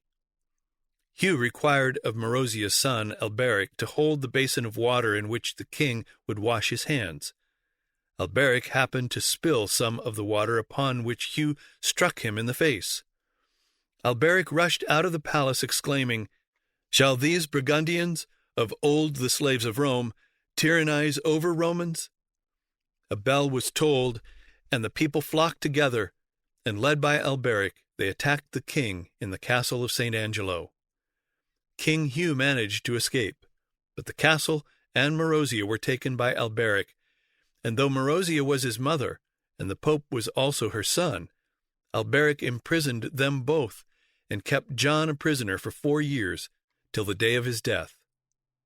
Having possession of the castle of St. Angelo, and the favor of the nobles, Alberic II continued master of Rome as long as he lived, 22 years. While still in prison, John XI was Pope beyond the Alps. He was succeeded by Leo VII, January 9, 936, to July 18, 939. It was not in Rome and Italy alone that riot and disorder reigned, though there the conditions were worse than elsewhere. Leo VII wrote to all the kings, dukes, bishops, and archbishops of Germany, exhorting them to join in extirpating with their temporal as well as their spiritual power the many disorders which he was informed prevailed among them. He was succeeded by Stephen IX, July 939 to December 942. Stephen was made pope by a faction that was opposed to Alberic II, whereupon the party of Alberic raised a riot, stormed the papal palace, and so disfigured the pope that he would never afterward appear in public. He espoused the cause of Louis d'Outremer of France, and wrote letters to the nobles and people of France and Burgundy, commanding them to submit to Louis d'Outremer as their lawful sovereign, and to obey him whom God had placed over them, and before Christmas to send deputies to Rome to announce that they did receive and obey him, or else suffer excommunication. Stephen IX was succeeded by Martin III, December 942 to June 946, whom Alberic II caused to be elected a few days after the death of Stephen IX. It is related of him that during the 3 years and a half of his pontificate, he applied himself to nothing but the duties of religion and monastic practices. In consequence thereof, the priests of Rome exhibited a great contempt for this pontiff. They said of him that Christianity had never had such a pope, and that the reign of a man who understood the art of increasing the possessions of the Holy See and of causing the money of the people to flow into his purse was of more advantage to them. Martin III, scrupulous and a bigot, allowed the temporal power which was necessary for the maintenance of the spiritual to weaken in his hands. Hence he has come down to posterity with the reputation of having been a bad pope. Martin III was succeeded by Agapetus II, June 946 to 956, and he by John XII, November 956 to November 963, who was the son of Alberic II, who was the son of Marozia. Alberic II had died in 954, and his son Octavian succeeded to the sovereignty of the city of Rome. And now, 956, this Octavian, the grandson of Marozia, being the supreme power in Rome, caused himself to be made pope, changing his name to John XII, and still retaining and exercising his power as civil governor in his name of Octavian. He was but 18 years of age when he became pope. The first thing that is recorded of him is his putting himself at the head of an army in an attempt to seize the duchy of Spoleto. But in the battle he was defeated and narrowly escaped falling into the hands of his opponents. He then disbanded his army, returned to Rome, and there abandoned himself to all manner of wickedness and debauchery. King Berengar of Italy and his son Adalbert had made themselves so oppressive to all the people that there was a great cry for deliverance. John XII, therefore, sent 2 representatives into Germany to ask King Otto the Great to come to Italy to deliver the church and receive the imperial crown. Otto responded to the call and marched to Italy in the end of the year 961. He went first to Pavia. On his arrival, Berengar and Adalbert shut themselves up in their strongest fortresses, which relieved Italy of their oppressions. At Pavia, Otto was crowned king of Lombardy, and in February 962 he arrived at Rome to be crowned emperor of the West. On his arrival, the entire population poured forth to meet him with cries of joy. The Pope crowned him emperor and swore on the body of the holy apostle Peter never to renounce his obedience nor to give any succor to Berengar nor his son. The citizens, the priests, and the lords took the same oath. The new head of the Empire of the West then restored to the Church all the territory of which it had been deprived by the deposed princes. He made to the sovereign pontiff in particular magnificent presents of gold and precious stones.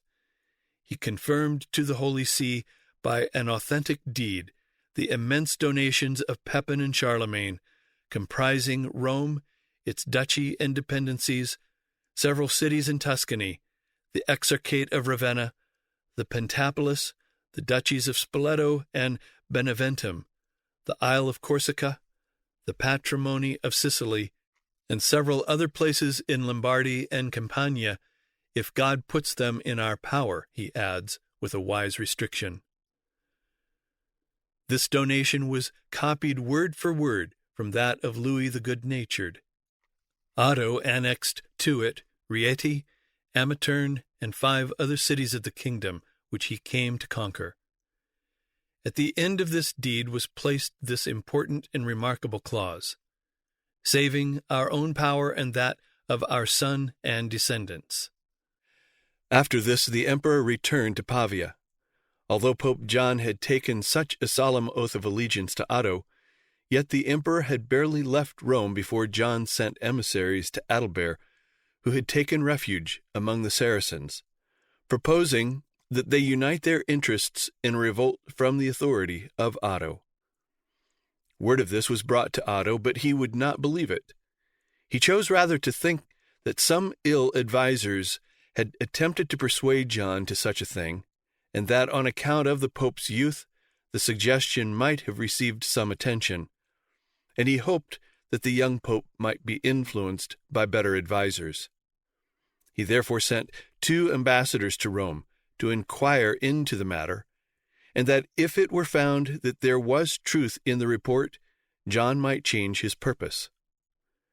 The ambassadors not only found it to be true, but they returned to Otto with a long list of charges against John made by the unanimous voice of Rome, as follows. John the 12th hates Otto for the same reason that the devil hates his creator. You, my lord, seek to please God and desire the good of the church and the state. The Pope, on the other hand, blinded by a criminal passion, which he has conceived for the widow of his vassal Rainier, has granted to her the government of several cities and the direction of several convents. And to heighten the scandal, he has paid for his infamous pleasures with the golden crosses and chalices of the Church of St. Peter. One of his concubines, Stephanet, died before our very eyes in the palace of the Lateran in giving birth to a son whom she declared was the pontiff's. The sacred residence of the popes has become, under the reign of John, a frightful brothel, the refuge of prostitutes. Neither Roman nor strange females dare any longer to visit the churches, for this monster causes wives, widows, and virgins to be carried off from the very steps of the altar. Rich dresses or tattered rags, beauty or homeliness, all alike are used to gratify his execrable debaucheries. The temples of the apostles are falling into ruins.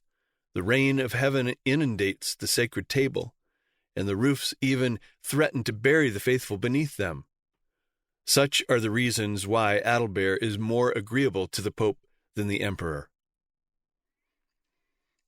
Otto was still inclined to excuse the Pope on account of his youth, and to make allowance for the possible exaggeration of enemies, especially as John promised amendment. Yet instead of making any amendment, the Pope openly declared for Adalbert, sent ambassadors to Constantinople to secure the alliance of the Eastern Emperor against Otto, and sent representatives to Hungary for a like purpose there. These agents of the Pope Otto captured with the Pope's correspondence under his own signature and seal. The Pope sent 2 legates to Otto at Pavia to justify his alliance with Adalbert by charging Otto with having seized 2 of the Pope's men and compelling them to swear allegiance to himself, and with having failed to keep his oath to restore the Pope's dominions. Otto answered that the 2 men whom he had seized were at the time on a mission to Constantinople hostile to him, and that others had been captured who, under pretense of a religious mission to the Hungarians, were charged by the Pope to stir up the Hungarians against the Emperor Otto.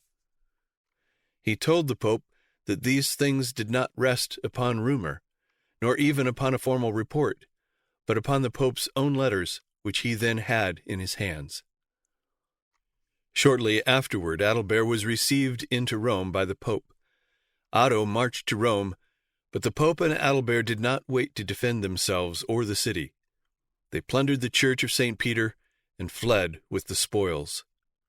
Otto was received by the nobles and people of the city, who took a new oath of allegiance to him, pledging themselves never to choose a pope without his consent or that of his successor.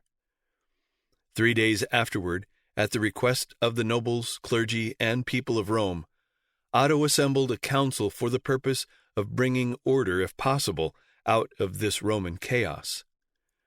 At this council the emperor presided in person, and there were present 13 cardinal priests, 3 cardinal deacons, the archbishops of Hamburg and of Treves, the bishops of Minden and Speyer, and almost all the bishops of Italy, with many priests, deacons, and the chief nobility of Rome. Pope John was summoned by the council, but he made no response. The emperor asked the assembly why John stayed away.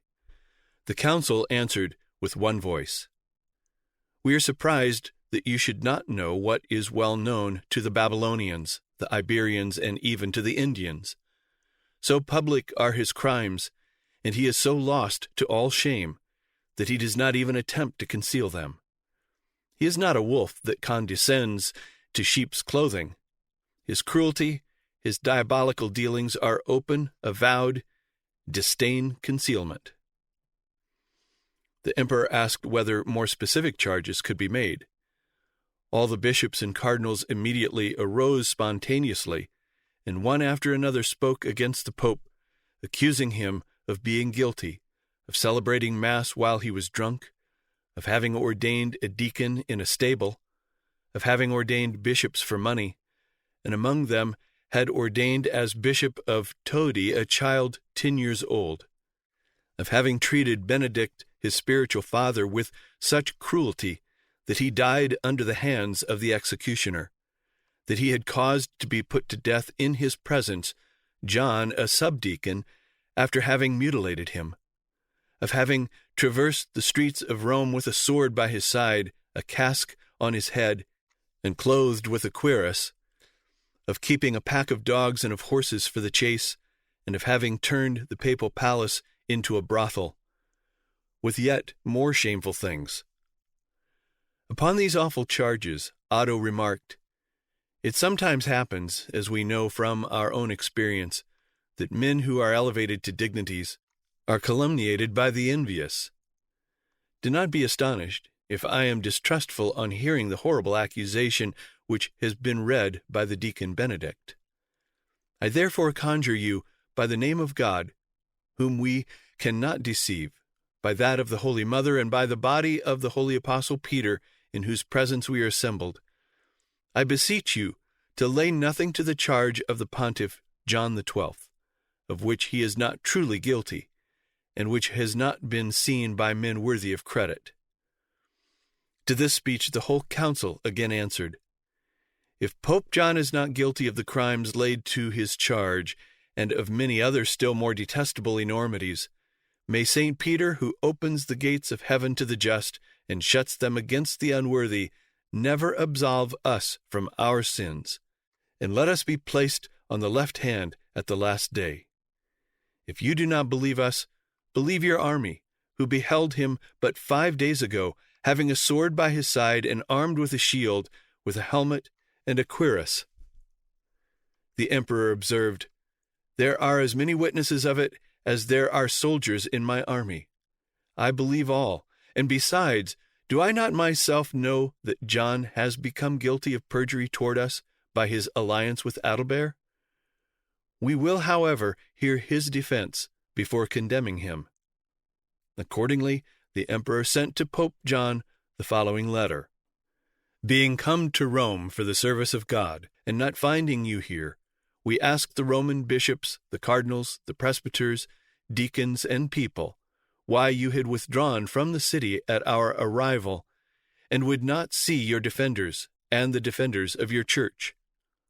They, in their answer, charged you with such obscenities as would make us blush, were they said of a stage player.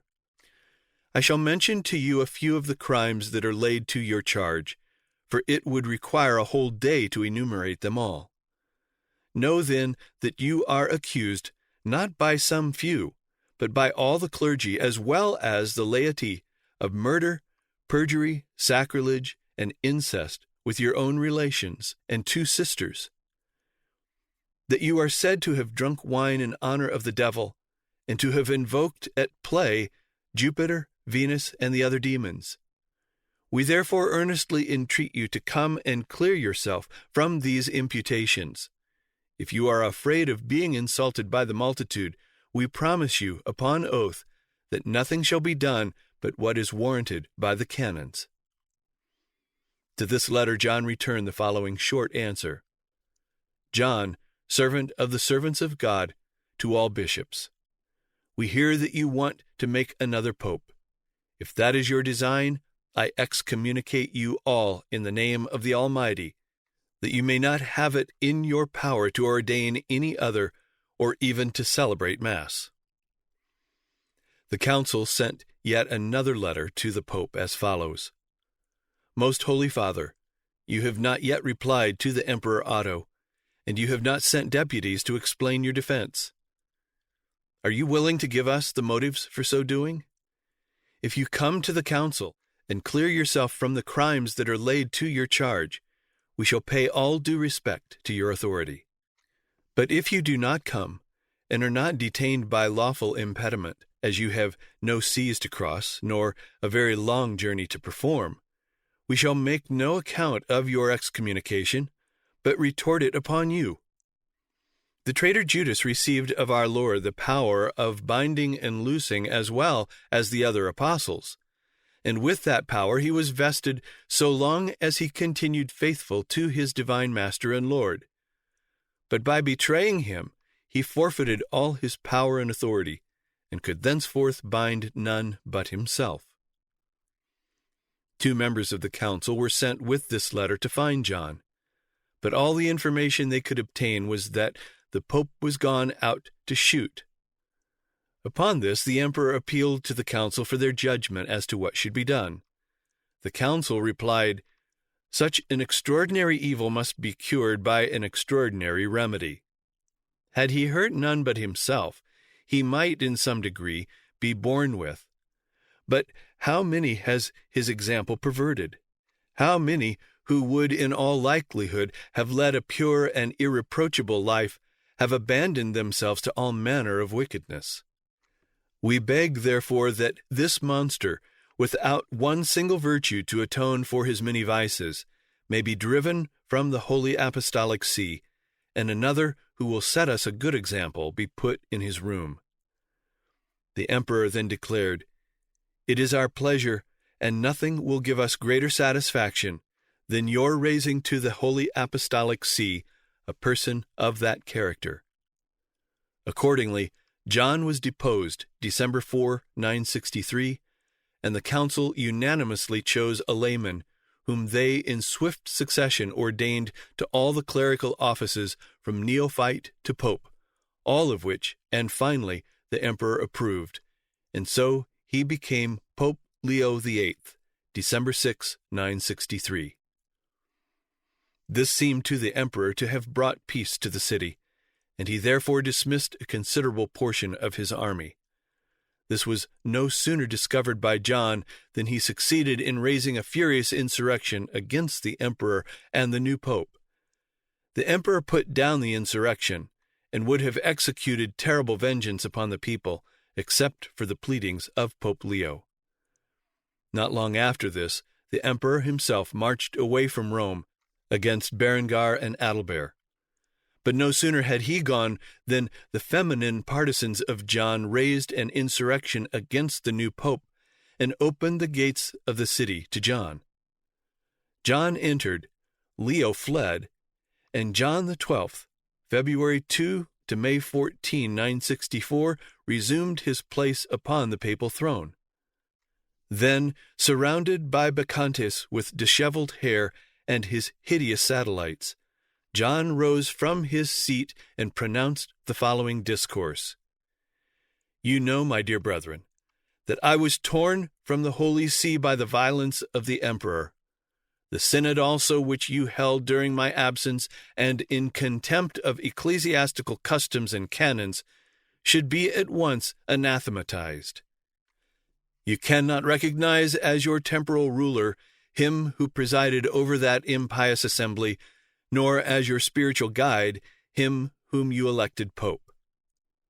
The council replied, "We committed a prostitution in favor of the adulterer and usurper Leo." John, "You wish to condemn him?" The council, "We do." John, "Can prelates ordained by us ordain in our pontifical palace? And what do you think of the Bishop Sychon, whom we consecrated with our own hands, and who was ordained Leo, one of the officers of our court, neophyte, leader, acolyte, subdeacon, deacon, priest, and finally, without putting him to any proof, and contrary to all the orders of the fathers, has dared to consecrate him to our episcopal see? What do you think of the conduct of Benedict, Bishop of Porto, and of Gregory of Albano, who blessed the usurper?" The council, "Let them be sought out and brought before us. If they are discovered before the expiration of our third sitting, they shall be condemned with the antipope, in order that for the future none of the officers, neophytes, judges, or public penitents shall be rash enough to aspire to the highest honor in the Church. Pope John then pronounced the sentence of condemnation upon Leo VIII, declared him deposed from all sacerdotal honors and all clerical functions, with a perpetual curse if he should attempt to re-enter the city of Rome. He degraded from their station all who had been ordained by Leo, requiring all of them to appear before him in their clerical robes, and to write with their own hand the confession, "My Father, having nothing himself, could not lawfully give me anything." John then solemnly reinstated them all exactly as they were before. He next had brought before him 3 of the partisans of Leo and Otto. Of one of these he caused the right hand to be cut off. Another he caused to be horribly mutilated, and the third he caused to be whipped almost to death. Not long afterward, John XII, still in the practice of his vices, was killed by the just indignation of a husband whose home he had invaded. At the death of this terrible John, Benedict V, 964, succeeded to the papal throne, though Leo VIII, who had been driven out by John, was still living. At the time Leo VIII was appointed pope by the emperor, the prelates, and people, Benedict amongst them had taken an oath to acknowledge no other pope than Leo while he lived, and not to allow any pope to be ordained without the emperor's consent. Nevertheless, John was no sooner dead than they all followed up their rebellion in restoring him by electing and ordaining Benedict. But as soon as the emperor heard of it, he marched to Rome. Benedict defended the city against him, himself mounting the ramparts, clothed in his pontifical habit, with a battle-axe in his hands, and from the top of the walls launched anathemas upon his assailants, and beat back the enemy who mounted to the assault. Otto, however, captured the city and the pope. He reinstated Leo VIII, 964, and then assembled a council. Benedict was brought before the council in his full pontifical robes, when the cardinal archdeacon addressed him thus: "By what authority or by what law hast thou assumed these ornaments in the lifetime of the venerable Pope Leo, whom thou madest choice of together with us in the room of John, whom we all condemned and rejected? Canst thou deny thy having promised upon oath to the emperor never to choose nor to ordain a pope without his consent, or that of his son, King Otto?" Benedict answered, "I have sinned. Take pity on me." The emperor asked the council to deal mercifully with Benedict, provided he acknowledged his fault in the hearing of the whole council. At these words, Benedict, throwing himself at Leo's feet and the emperor's, owned aloud that he was a usurper, and begged the pope, the emperor, and the council to forgive him. He then took off his pall and delivered it to the pope with the pastoral staff, which Leo immediately broke, and showed it thus broken to the people. After this, Leo ordered him to sit down on the ground, and having stripped him in that posture of all the pontifical ornaments, he pronounced the following sentence: "We divest Benedict, who has usurped the Holy Apostolic See, of the pontifical dignity and the honor of priesthood. However, at the request of the emperor, who has restored us, we allow him to retain the order of deacon, but upon condition that he quits Rome and goes into perpetual banishment." The place of his exile was Hamburg in Germany. Leo VIII died at the beginning of March 965. The Romans sent an ambassador to Otto, who was then in Saxony, to ask him to name a successor. Otto was so pleased at this token of respect that he gave them full liberty themselves to choose the new pope, and they immediately chose Benedict, whom had been exiled to Hamburg. To this the emperor even consented. But while these negotiations were being carried on between Rome and Saxony, Benedict died July 965. Then the Romans unanimously chose the Bishop of Narni, who became Pope John XIII, October 1, 965.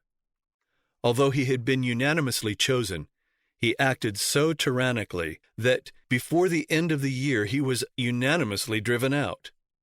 He took refuge in Capua, whence he appealed to the emperor, who in 966 again marched to Rome, restored John to the pontifical throne, and he and the Pope took a terrible vengeance upon the leaders of those who had driven out John.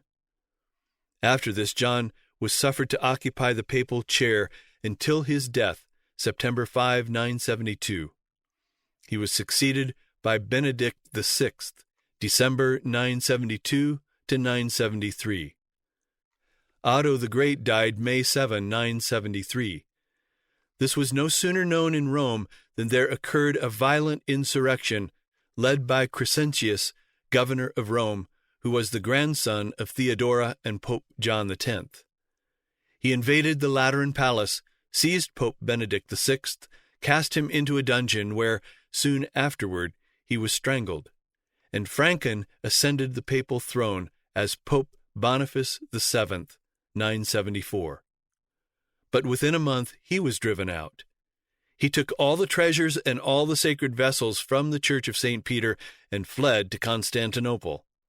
The faction that had driven him out placed in the papal chair Benedict VII, 975 to 984.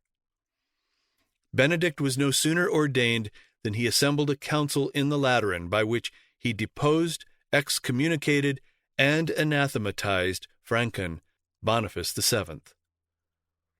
By the support of Otto II, Benedict was able to maintain himself on the papal throne, for they simply terrorized the city. The emperor and the pope prepared in the Vatican a sumptuous entertainment to which were invited the grandees of Rome, the magistrates, and the deputies of the neighboring cities. Otto at first labored to inspire his guests with joy. Perfumed wines were poured out in profusion. Exquisite dishes succeeded each other without interruption on the table, and the brightest gaiety shone on every face. Then, upon a signal from the prince, a troop of soldiers suddenly entered the festive hall, with their drawn swords in their hands, and 3 guards placed themselves behind each guest. A spectacle so strange filled their hearts with fright, and the dread increased when an officer of the palace, displaying a long list, called out in a loud voice the unfortunate men who were destined for the executioner. 60 victims were led from the banquet hall and pitilessly massacred. During this butchery, Otto and the Pope preserved the same amenity in their words and gestures. They pledged their guests in the best wines and pointed out to them the most delicious dishes. But the frightful image of death was before all eyes, and their faces remained icy with terror. At length the horrible banquet was concluded. In the time of Benedict VII, the thirst for money had grown so great that they even sold the right to seats in the churches, from whence has arisen the traffic in chairs in the churches, which has been perpetuated to our own times, and still brings in immense revenues to the clergy. Benedict was succeeded by John XIV, July 983.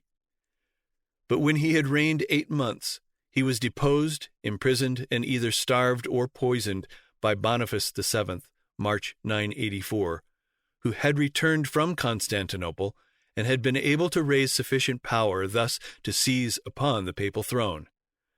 However, his career ended in less than a year.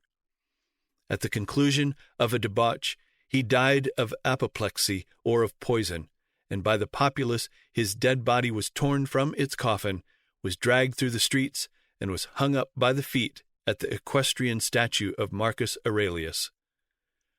John XV, 986 to 996, was the next pope. He was soon driven out by Crescentius, who was able to make terms by which he was allowed to resume the throne without having to contest it with another pope. During his pontificate, King Hugh Capet assembled a council at Reims to try the Archbishop of Reims for treason. The king wrote and sent ambassadors to the pope to inform him of this. The bishops of the See of Reims also wrote to the pope to testify to the horror with which the treason of their superior inspired them. But neither to the king nor to the bishops did the Pope make any reply whatever. The representatives of the king and the bishops went 3 days in succession to the Pope's palace in Rome, each time waiting all day for some sort of a message, but they were utterly ignored and were obliged to return to France without any answer. The council assembled July 17, 991. Since the Pope had completely ignored them all, it became necessary for them first of all to establish canonically the authority of the council. Some of the arguments by which this was done are worth quoting here. In the name of the king, the Bishop of Orleans delivered a speech, the substance of which, if not the speech itself, had been composed by Gerbert, the secretary of the Archbishop of Reims, who had been educated in the Mohammedan school of Cordova. In it are the following passages. We believe, my brethren, we should always honor the Roman Church in memory of St. Peter, and we do not pretend to place ourselves in opposition to the Pope. We, however, owe an equal obedience to the Council of Nice and the rules laid down by the Fathers. We should consequently distrust the silence of the Pope and his new ordinances, in order that his ambition or cupidity may not prejudice the ancient canons, which should always remain in force. Have we attained the privilege of the court of Rome by assembling regularly? No. If the Pope is commendable for his intelligence and his virtues, we have no censor to fear. If, on the contrary, the Holy Father suffers himself to err through ignorance or passion, we should not listen to him. We have seen upon the throne of the Apostle a Leo and a Gregory, pontiffs admirable for their wisdom and science, and yet the bishops of Africa opposed the vaunting pretensions of the court of Rome because they foresaw the evils under which we now suffer. In fact, Rome has much degenerated. After having given shining lights to Christianity, it now spreads abroad the profound darkness which is extending over future generations. Have we not seen John the 12th plunged in ignoble pleasures, conspire against the emperor, cut off the nose, right hand, and tongue of the deacon John, and massacre the first citizens of Rome? Boniface VII, that infamous parricide, that dishonest robber, that trafficker in indulgences, did he not reign under our very eyes? To such monsters full of all infamy, void of all knowledge, human and divine, are all the priests of God to submit, men distinguished throughout the world for their learning and holy lives? The Roman pontiff, who so sins against his brother, who, often admonished, refuses to hear the voice of counsel, is as a publican and a sinner. Though he be seated on a lofty throne, glittering with purple and gold, if he be thus without charity, thus puffed up by vain knowledge, is he not Antichrist? He is an image, an idol, whom to consult is to consult a stone. We must, however, avow that we are ourselves the cause of this scandal. For if the see of the Latin Church, before resplendent, is now covered with shame and ignominy, it is because we have sacrificed the interests of religion to our dignity and grandeur. It is because we have placed in the first rank him who deserves to be in the last. Do you not know that the man whom you place upon a throne will allow himself to be beguiled by honors and flatteries, and will become a demon in the temple of Christ? You have made the popes too powerful, and they have become corrupt. Some prelates of this solemn assembly can bear witness that in Belgium and Germany, where the clergy are poor, priests are yet to be found who are worthy of governing the people. It is there that we must seek for bishops capable of judging wisely erring ecclesiastics, and not at Rome, where the balance of justice does not incline but under the weight of gold, where study is proscribed and ignorance crowned. There is not one at Rome, it is notorious, who knows enough of letters to qualify him for a doorkeeper. With that face shall he presume to teach who has never learned? If King Hugh's ambassadors could have bribed the Pope and Crescentius, his affairs had taken a different turn. The proud Gelasius said that the Roman pontiff should govern the whole world, and that mortals had no right to demand an account from him of the least of his actions. Who then gives us a pope whose equity is infallible? Can one believe that the Holy Spirit suddenly inspires him whom we elevate to the pontificate, and that he refuses his light to the other bishops who have been named? Has not Gregory written to the contrary, that bishops were all equal, so long as they fulfilled the duties of a Christian? If the arms of the barbarians prevent us from going to the holy city, or if the pontiff should be subjected to the oppression of a tyrant, would we then be obliged to hold no more assemblies? And would the prelates of all the kingdoms be constrained to condemn their princes to execute the orders of an enemy who held the supreme see? The Council of Nice commands us to hold ecclesiastical assemblies twice a year, without speaking at all of the Pope, and the Apostle commands us not to listen even to an angel who would wish to oppose the words of Scripture. Let us follow then these sacred laws, and ask for nothing from that Rome which is abandoned to every vice, and which God will soon engulf in a sea of sulfur and brimstone. Since the fall of the empire, it has lost the churches of Alexandria and Antioch, those of Asia and Africa.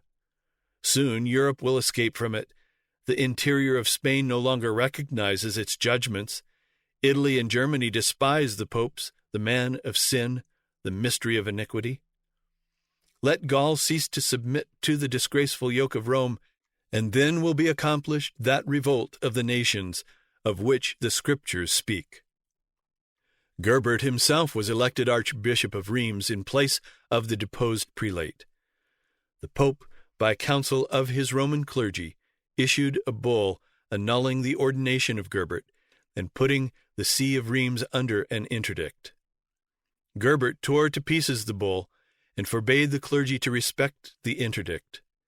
In 995, the Pope sent a legate into France to execute on the spot the decree of the Pope, and in 996, rather than to persist in an interminable war, Gerbert let them have the Pope's way and retired to the court of Otto III. Under John XV in 993 was begun the papal custom of canonizing saints, which is but a papal form that corresponds to the pagan Roman custom of deifying their heroes, placing them among the gods. When John XV died, Otto III was in Italy, and he appointed as pope his nephew Bruno, 24 years old, who took the title of Gregory V, 996. But as soon as Otto had left Italy, the new pope was driven out by Crescentius, who set up as pope a certain Philagathus, Archbishop of Placenza, who took the name of John XVI in 997. Otto returned from Germany. John XVI fled, but was captured, and with the usual dreadful mutilations was either exiled or executed, and Gregory V, 997, was reinstated and reigned undisturbed till his death February 18, 999. In 998, the Emperor Otto III had appointed Gerbert to the Archbishopric of Ravenna, and now that Gregory was dead, the Emperor appointed Gerbert to the vacant pontificate. He took the title of Sylvester II, April 999 to May 12, 1003. At the installation of Gerbert, the Emperor issued the following decree: We declare Rome to be the capital of the world, the Roman Church the mother of the churches. But the dignity of the Roman Church has been obscured by her neglectful and ignorant pontiffs. They have alienated the property of the Church without the city to the dregs of mankind. These were the feudatory princes of the Roman states, made everything venal, and so despoiled the very altars of the apostles. These prelates have thrown all law into confusion. They have endeavored to retrieve their own dilapidations by the spoliation of us. They have abandoned their own rights to usurp those of the empire. Otto declared that the immense donations of Constantine and Charlemagne to the papacy were prodigal and unwise. Nevertheless, he himself added to all the donations made by all the emperors before him, yet 8 counties of Italy, out of gratitude to his friend Gerbert. Otto III was poisoned and died in Rome January 22, 1002. The next year, May 12, 1003, Sylvester died and was succeeded by John XVII, whose reign continued only from June to December 1003.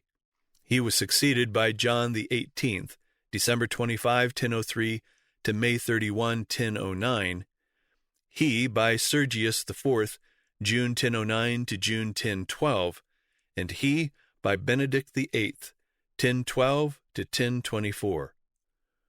Benedict was driven out by a certain Gregory, who took the chair as pope. Benedict fled to Germany to the protection of Henry II. Henry sent troops to accompany him to Italy. Gregory was then driven out, and Benedict VIII was again seated. In 1014, Henry went to Rome to be crowned emperor by the pope. Henry confirmed all the donations of the emperors from Charlemagne to Otto III, and added to them yet more. After Henry had gone from Italy, the Saracens made an inroad and overspread all the coast of Tuscany. Benedict put himself at the head of an army and marched against him. The expedition was successful, many of the Saracens were slain, and the chief's wife was captured and delivered to the Pope, who cut off her head and stripped her body of its gold and jewels of the value of 1,000 pounds, and sent them as a present to the Emperor Henry. On Good Friday, 1017, there was a heavy storm that continued through the following day, during which an earthquake was felt. The Pope, having been informed that some Jews were worshipping in their synagogue at the time, caused them all to be put to death, after which, says the historian of the time, the storm fell and there was no more earthquake. About 1020, Benedict held a council at Pavia, at the opening of which he read a long discourse in which he strongly censured the licentious lives of the clergy. He accused the priests of dissipating in orgies the property they had received by the liberality of kings, and of employing the revenues of the church in the support of their prostitutes. He invoked against them the canons of Nice, which recommended to ecclesiastics to preserve continence and prohibited them from living with concubines.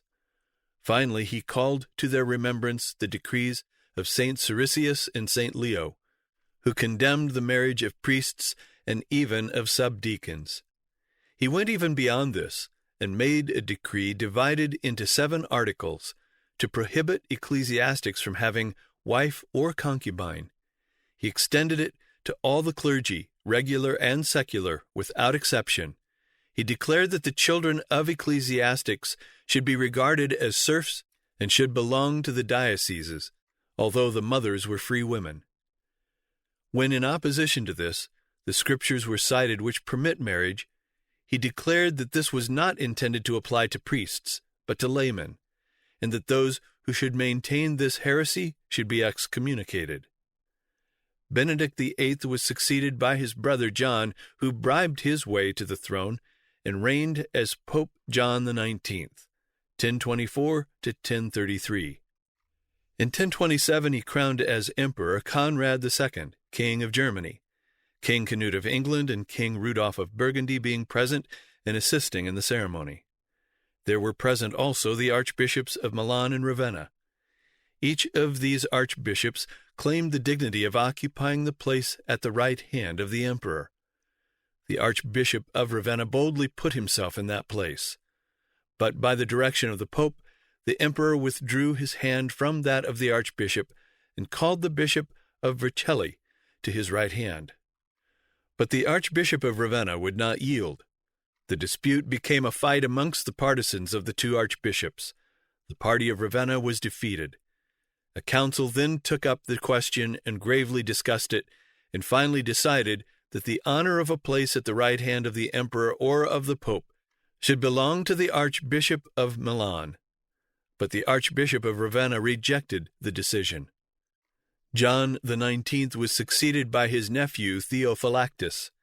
He was a favorite of the Counts of Tusculum, who by intrigues, money, and threats procured for him the papal throne, though he was only about 10 or 12 years of age.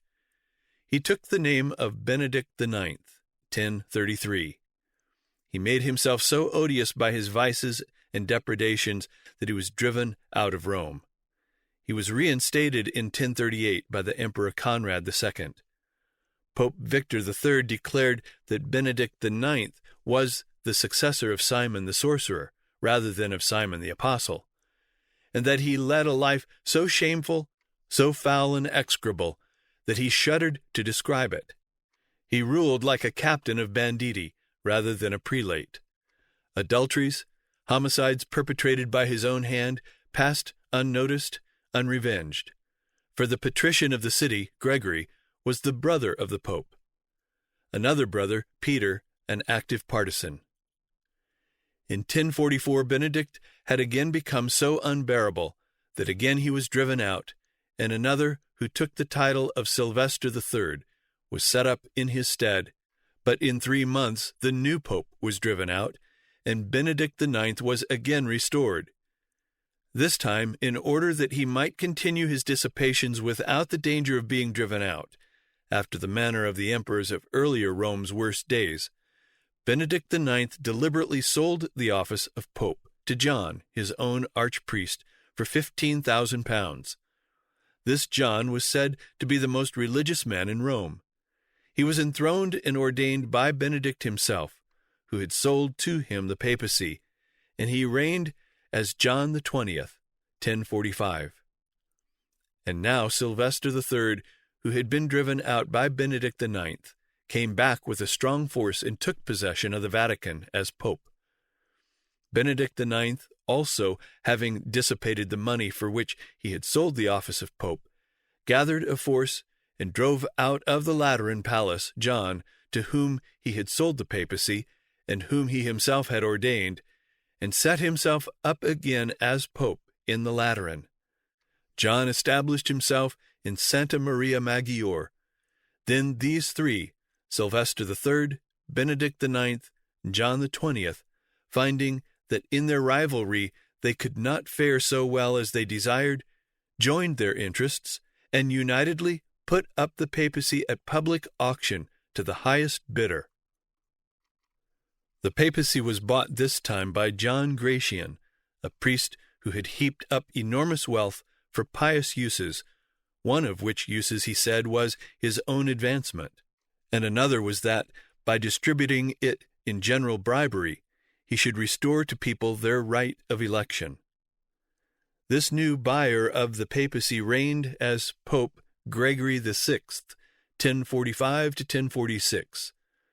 But he was deposed by the Emperor Henry III and a council. Then the emperor asked the council to name another man for pope. But the assembled clergy declared that there was not a man among the Roman clergy whom they could by any means recommend. The emperor then selected the Bishop of Bamberg in Germany, who was in his train. This man was immediately consecrated Pope Clement II, December 25, 1046, to October 9, 1047. Clement crowned Henry III as emperor the same day that he himself was made pope. He also immediately assembled a council to reform the Roman clergy. He proposed the deposition of all the bishops who had bought their way to the episcopate. But he was informed by the council that to do so, the church would be undone, because there would not be left enough clergy to conduct the services in the churches. All that could be done was to enact canons forbidding the practice, and this by clergy who were all guilty of it. The thing that occupied most of the attention of the council was another dispute between the Archbishop of Milan and the Archbishop of Ravenna, as to which should occupy the place of honor at the right hand of the Pope. Again, after much discussion and grave deliberation, the question was decided, this time in favor of the Archbishop of Ravenna. On the death of Clement III, the papacy was again seized by Benedict IX, November 8, 1047, to July 17, 1048, who had twice sold the papacy at auction.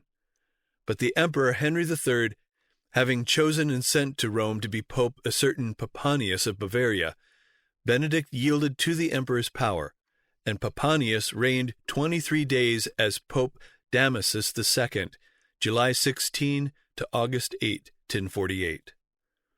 Upon the death of Damasus, the emperor assembled a council in Germany, at Worms, to elect a pope, and Bishop Bruno of Toul was chosen.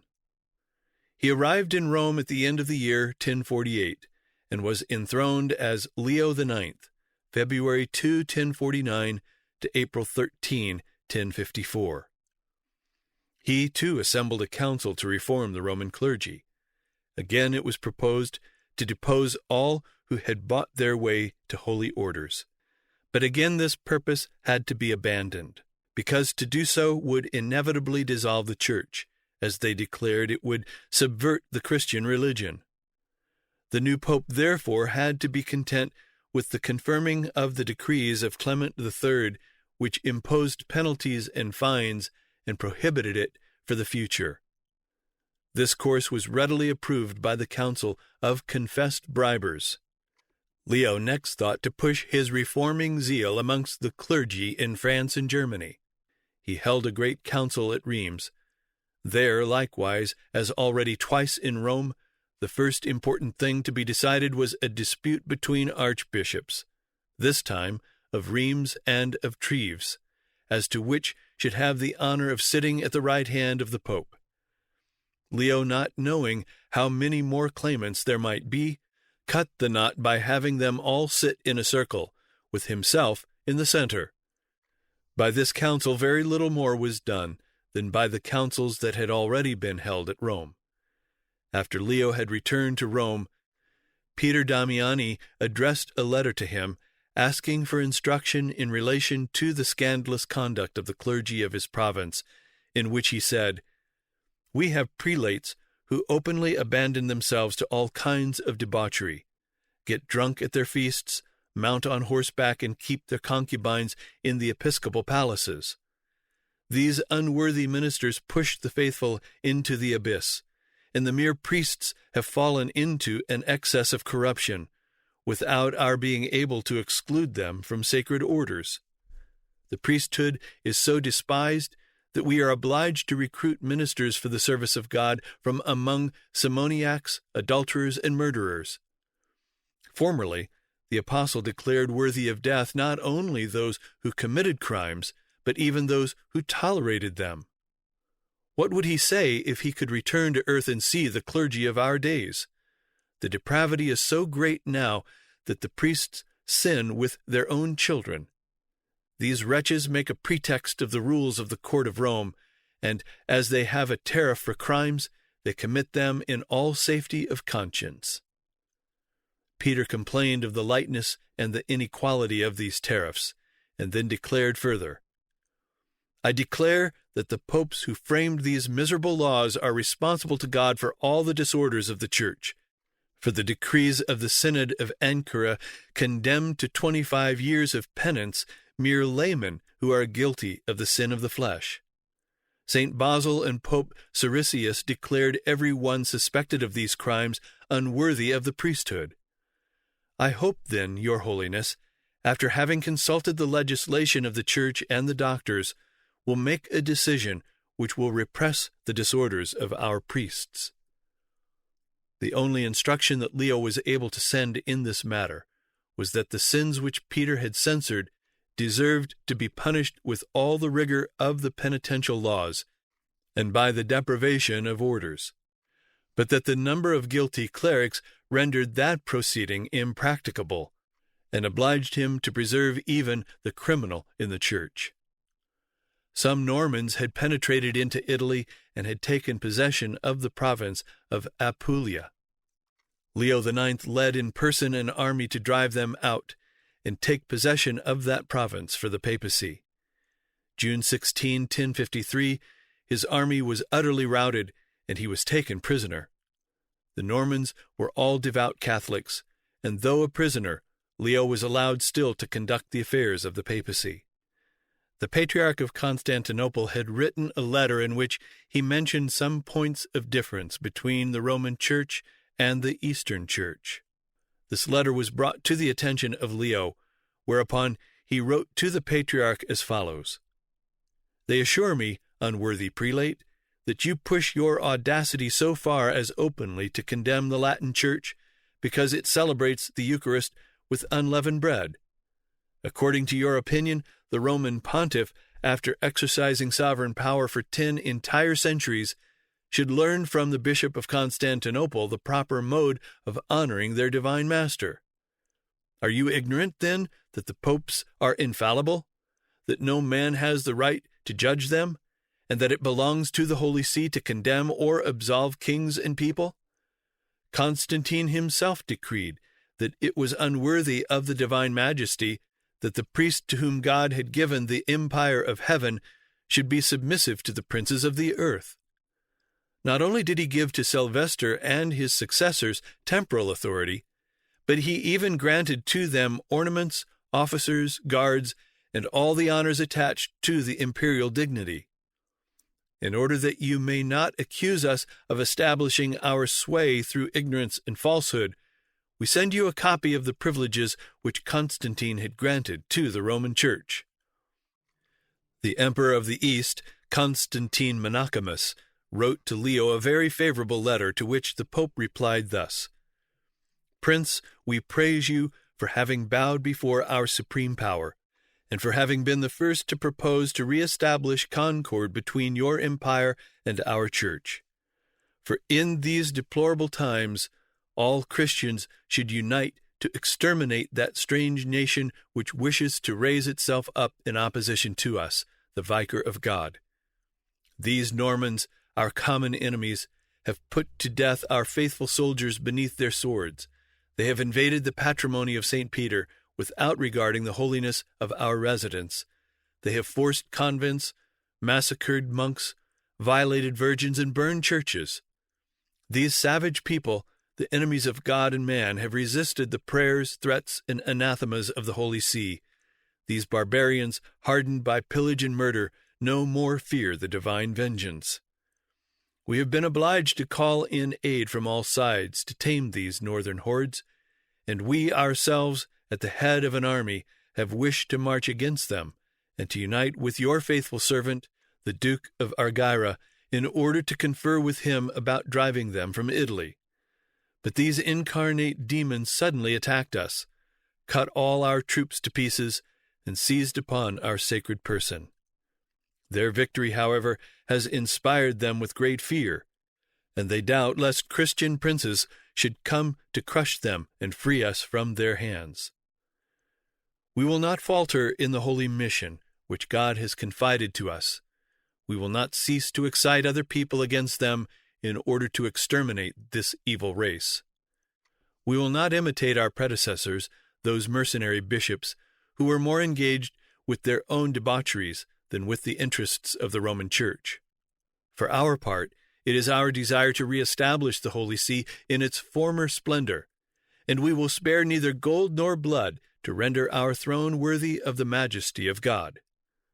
Already is the Emperor Henry, our dear son, advancing to our aid with a powerful army, and we hope that you yourself will soon cover the Bosphorus with your sails, for the purpose of disembarking your soldiers on the shores of Apulia.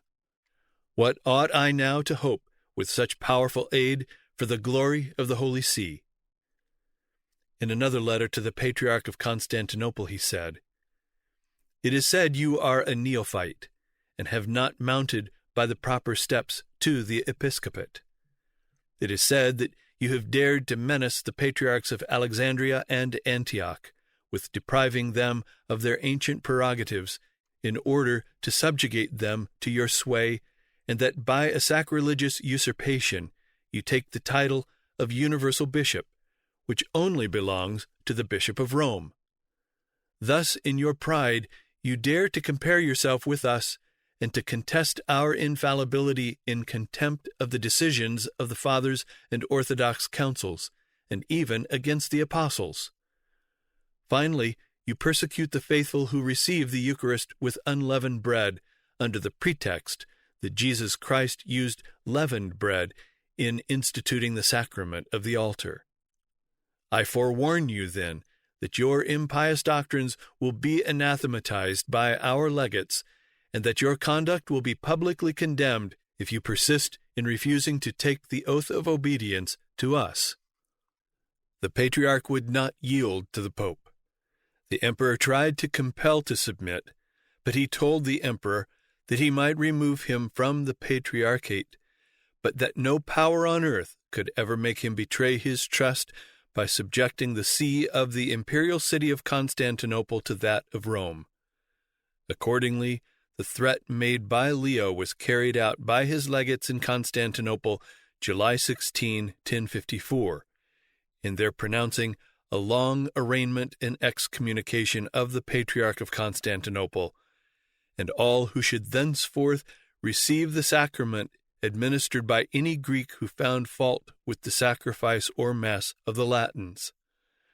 A few days afterward, that sentence was followed by another in the words, "Whoever shall find fault with the faith of the Holy See of Rome and its sacrifice, let him be anathematized, and not looked upon as a Christian Catholic, but as a proselyte heretic. Fiat, fiat, fiat."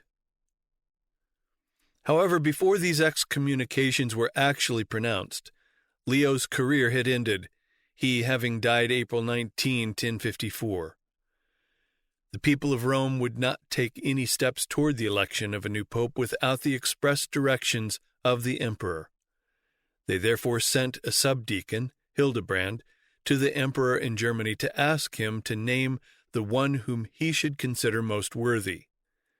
Hildebrand had already in his own mind decided as to who should be chosen, one to whom it was hardly possible that the emperor could object, Gebhard, bishop of Eichstatt, the emperor's chief counselor. Hildebrand drew to his scheme the prelates of Germany, who begged the emperor to nominate Gebhard. Gebhard was chosen and was installed as Pope Victor II, April 13, 1055 to July 28, 1057. In 1056, the Emperor Henry III, finding that his end was drawing near, called the Pope to him in Germany. The Emperor committed to the Pope the care of his young son, Henry IV, then about 5 years old, and died October 5.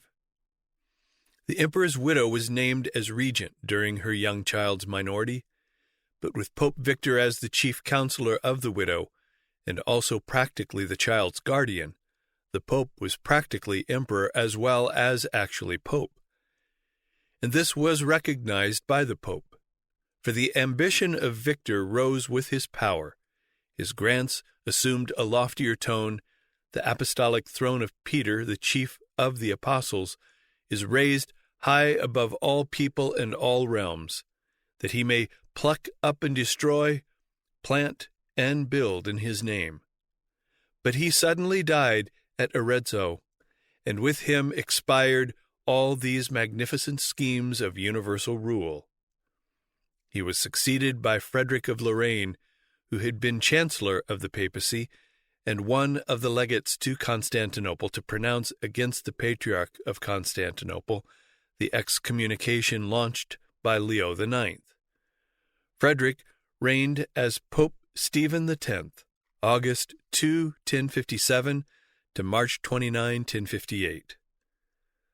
The new pope attempted to reform the clergy and held several councils on the subject, but as with former attempts, all that was done was to enact canons condemning their practices.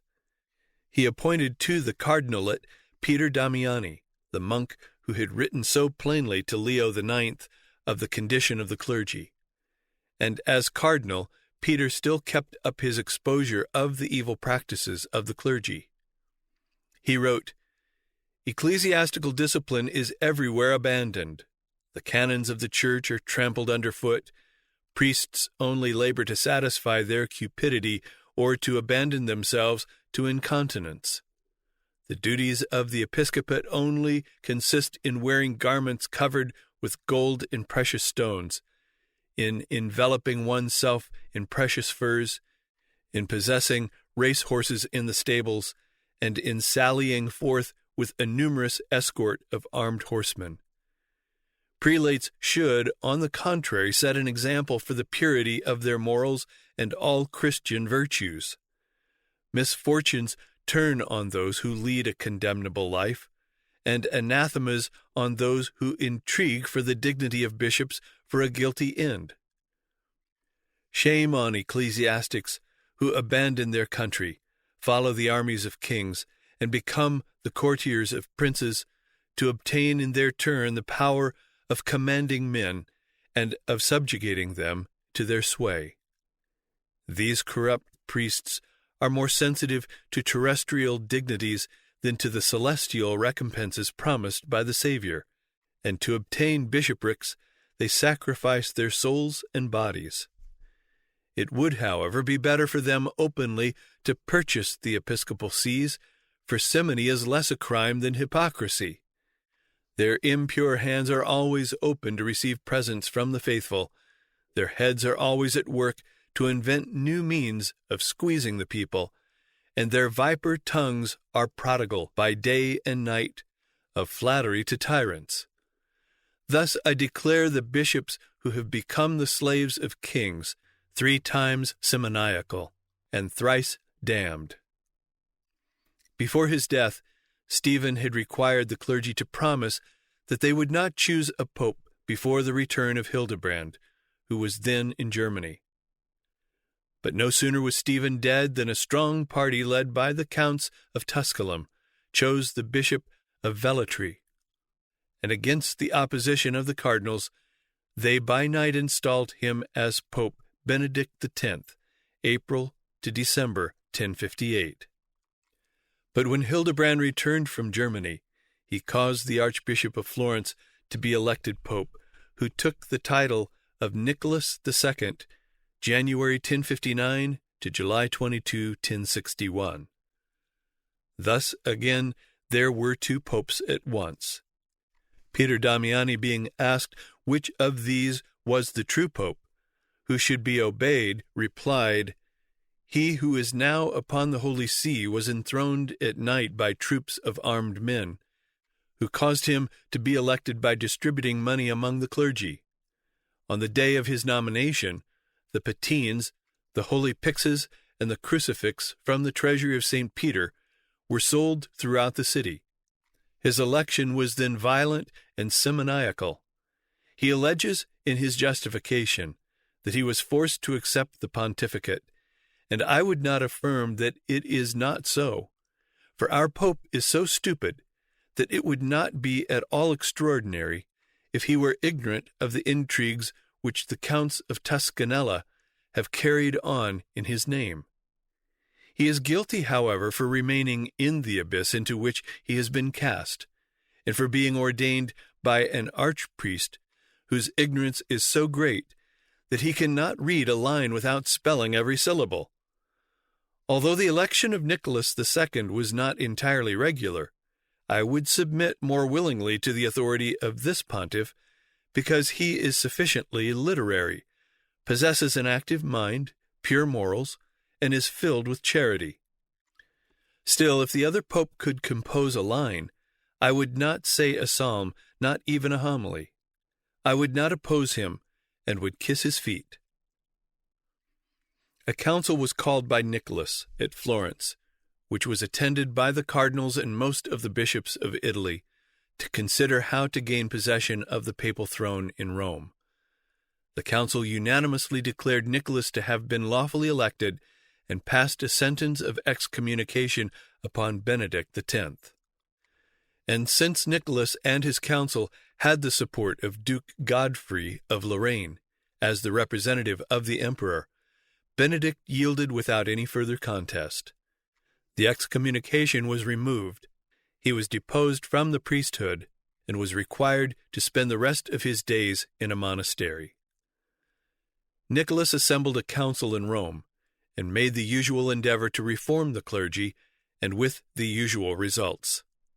With regard to those who had bribed their way to clerical office, he was obliged to confess, "As to those who have been ordained for money, our clemency permits them to preserve the dignities to which they have been promoted, because the multitude of these ecclesiastics is so great that by observing the rigor of the canons with regard to them, we should leave almost all the churches without priests." By this council the election of the Pope was taken from the populace, and even from the clergy in general, and was confined to the cardinals, that there was left to the people a vague sort of right of approval. A heavy curse was laid by the council upon whomsoever should disregard this new law. They declared against him an irrevocable excommunication, and that he should be counted among the wicked to all eternity, and closed with the following words: "May he endure the wrath of the Father, Son, and Holy Ghost, and that of St. Peter and St. Paul, in this life and the next.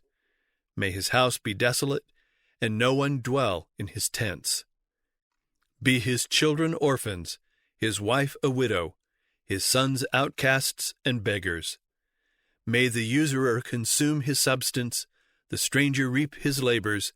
May all the world and all the elements war upon him, and the merits of all the saints which sleep in the Lord confound and inflict visible vengeance during this life.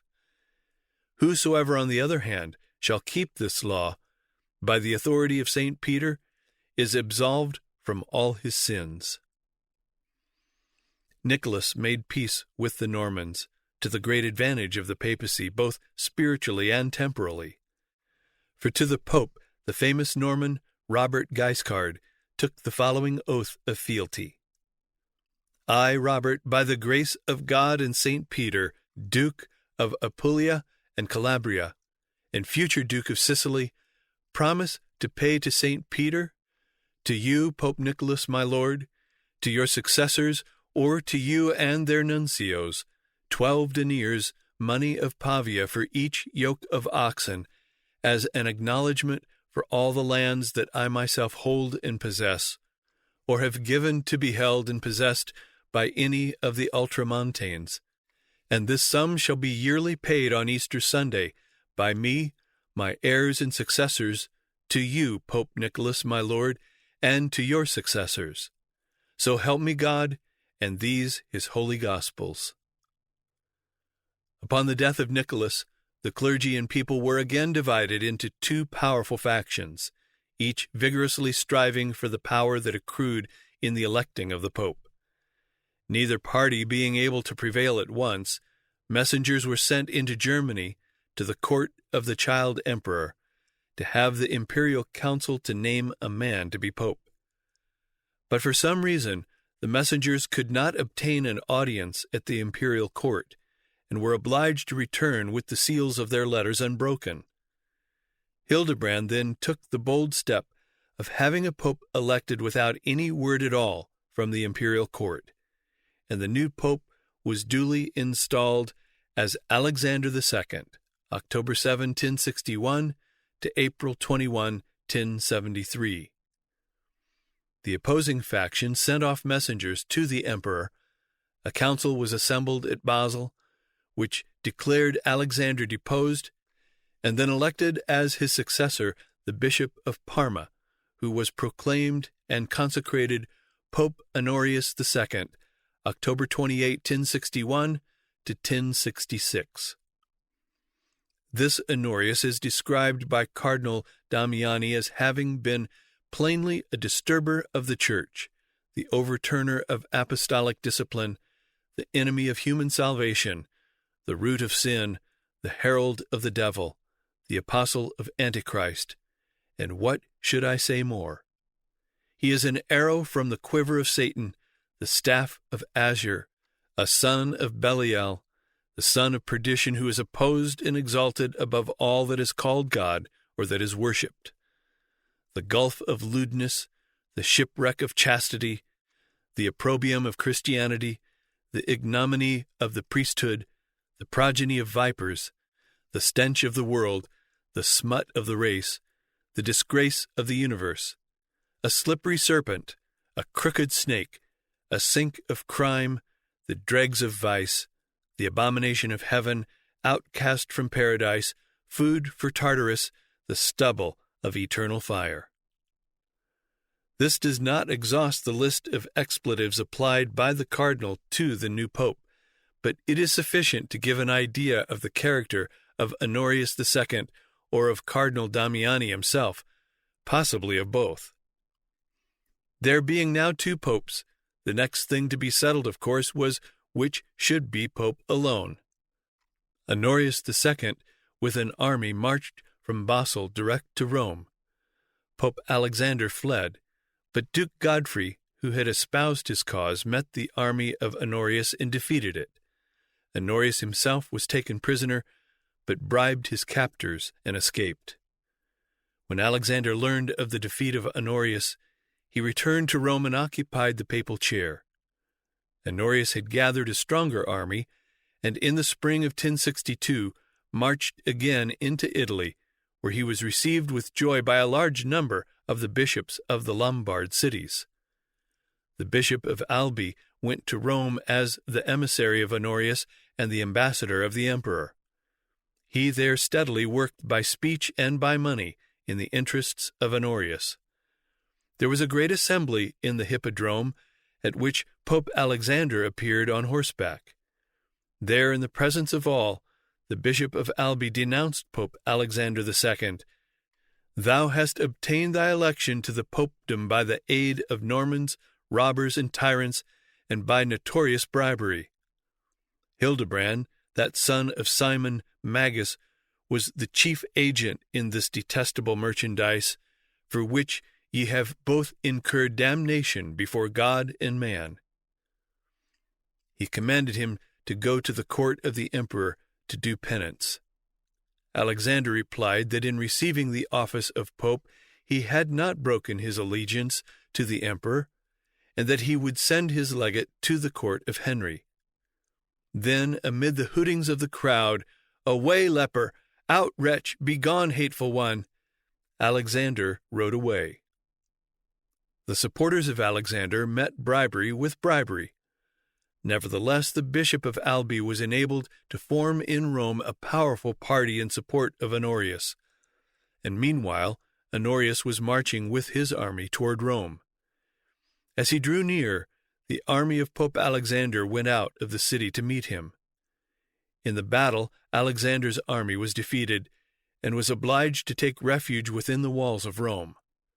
The army of Honorius was not sufficiently powerful to force the gates or walls, and he camped in the territory of the Count of Tusculum, who was grandson of the famous Alberic, the son of Marozia. Just at this point, the Duke of Tuscany, who had not taken either side in this papal quarrel, appeared with an army more powerful than that of either pope, and demanded that hostilities should cease and that the rival popes should retire, each to his city, and await the decision of the emperor upon their rival claims. About this time also the partisans of Alexander in Germany had made a powerful stroke in his favor. The principal archbishops and nobles had, by force, taken the young emperor from the care of his mother into their own hands. And now, in his name, a council was assembled at Augsburg, at which Cardinal Damiani was the chief pleader in behalf of Alexander. He justified the action of the archbishops in setting aside the emperor's mother and taking him into their own control, by the argument that in temporal affairs the mother of the emperor might guide her son, but the Roman Church was the mother of the emperor in a higher sense, and as his rightful guardian was to act for him in spiritual concerns. The council decided in favor of Alexander II and declared him the rightful pope to whom belonged all the powers of the papacy. However, Honorius was still alive and had his friends and even his army, and one of his friends even held the castle of St. Angelo in Rome. In the spring of 1063, at the solicitation of his supporters in Rome, Honorius led his army again to that city. His faction held the gates of a portion of the city, and Honorius was enabled to enter the city without a battle. The troops of Alexander held the other parts of the city. A battle was fought. Honorius was defeated and took refuge in the castle of St. Angelo, where he maintained himself for 2 years. Rome had 2 popes with their armed troops glaring defiance at each other from opposite quarters of the city. The spiritual thunders, each of course, and each in his synod, had hurled his direst excommunication at the other, were drowned in the louder din of arms. In May 1064, another council was assembled to decide the question again as to who was rightful pope. This council met at Mantua in Lombardy. The rival popes were summoned to appear at the council. Alexander, knowing that the managers of the council were favorable to him, went. Honorius refused to go, declaring that no power could rightly summon him, as his election had been regularly accomplished by a council and confirmed by the imperial authority. The council declared Alexander II to be legitimate pope. A portion of the army of Honorius raided the city of Mantua while the council was sitting. But Duke Godfrey had accompanied Alexander with an army, guaranteeing his safety, and these drove out the soldiers of Honorius. The episcopal partisans of Honorius in Lombardy deserted his cause and begged the forgiveness of the council. But Honorius II still held to his title of pope unto the day of his death in 1066, and Alexander II reigned in papal peace for 7 years until April 21, 1073, when he also died and was succeeded by the monk Hildebrand as Pope Gregory VII.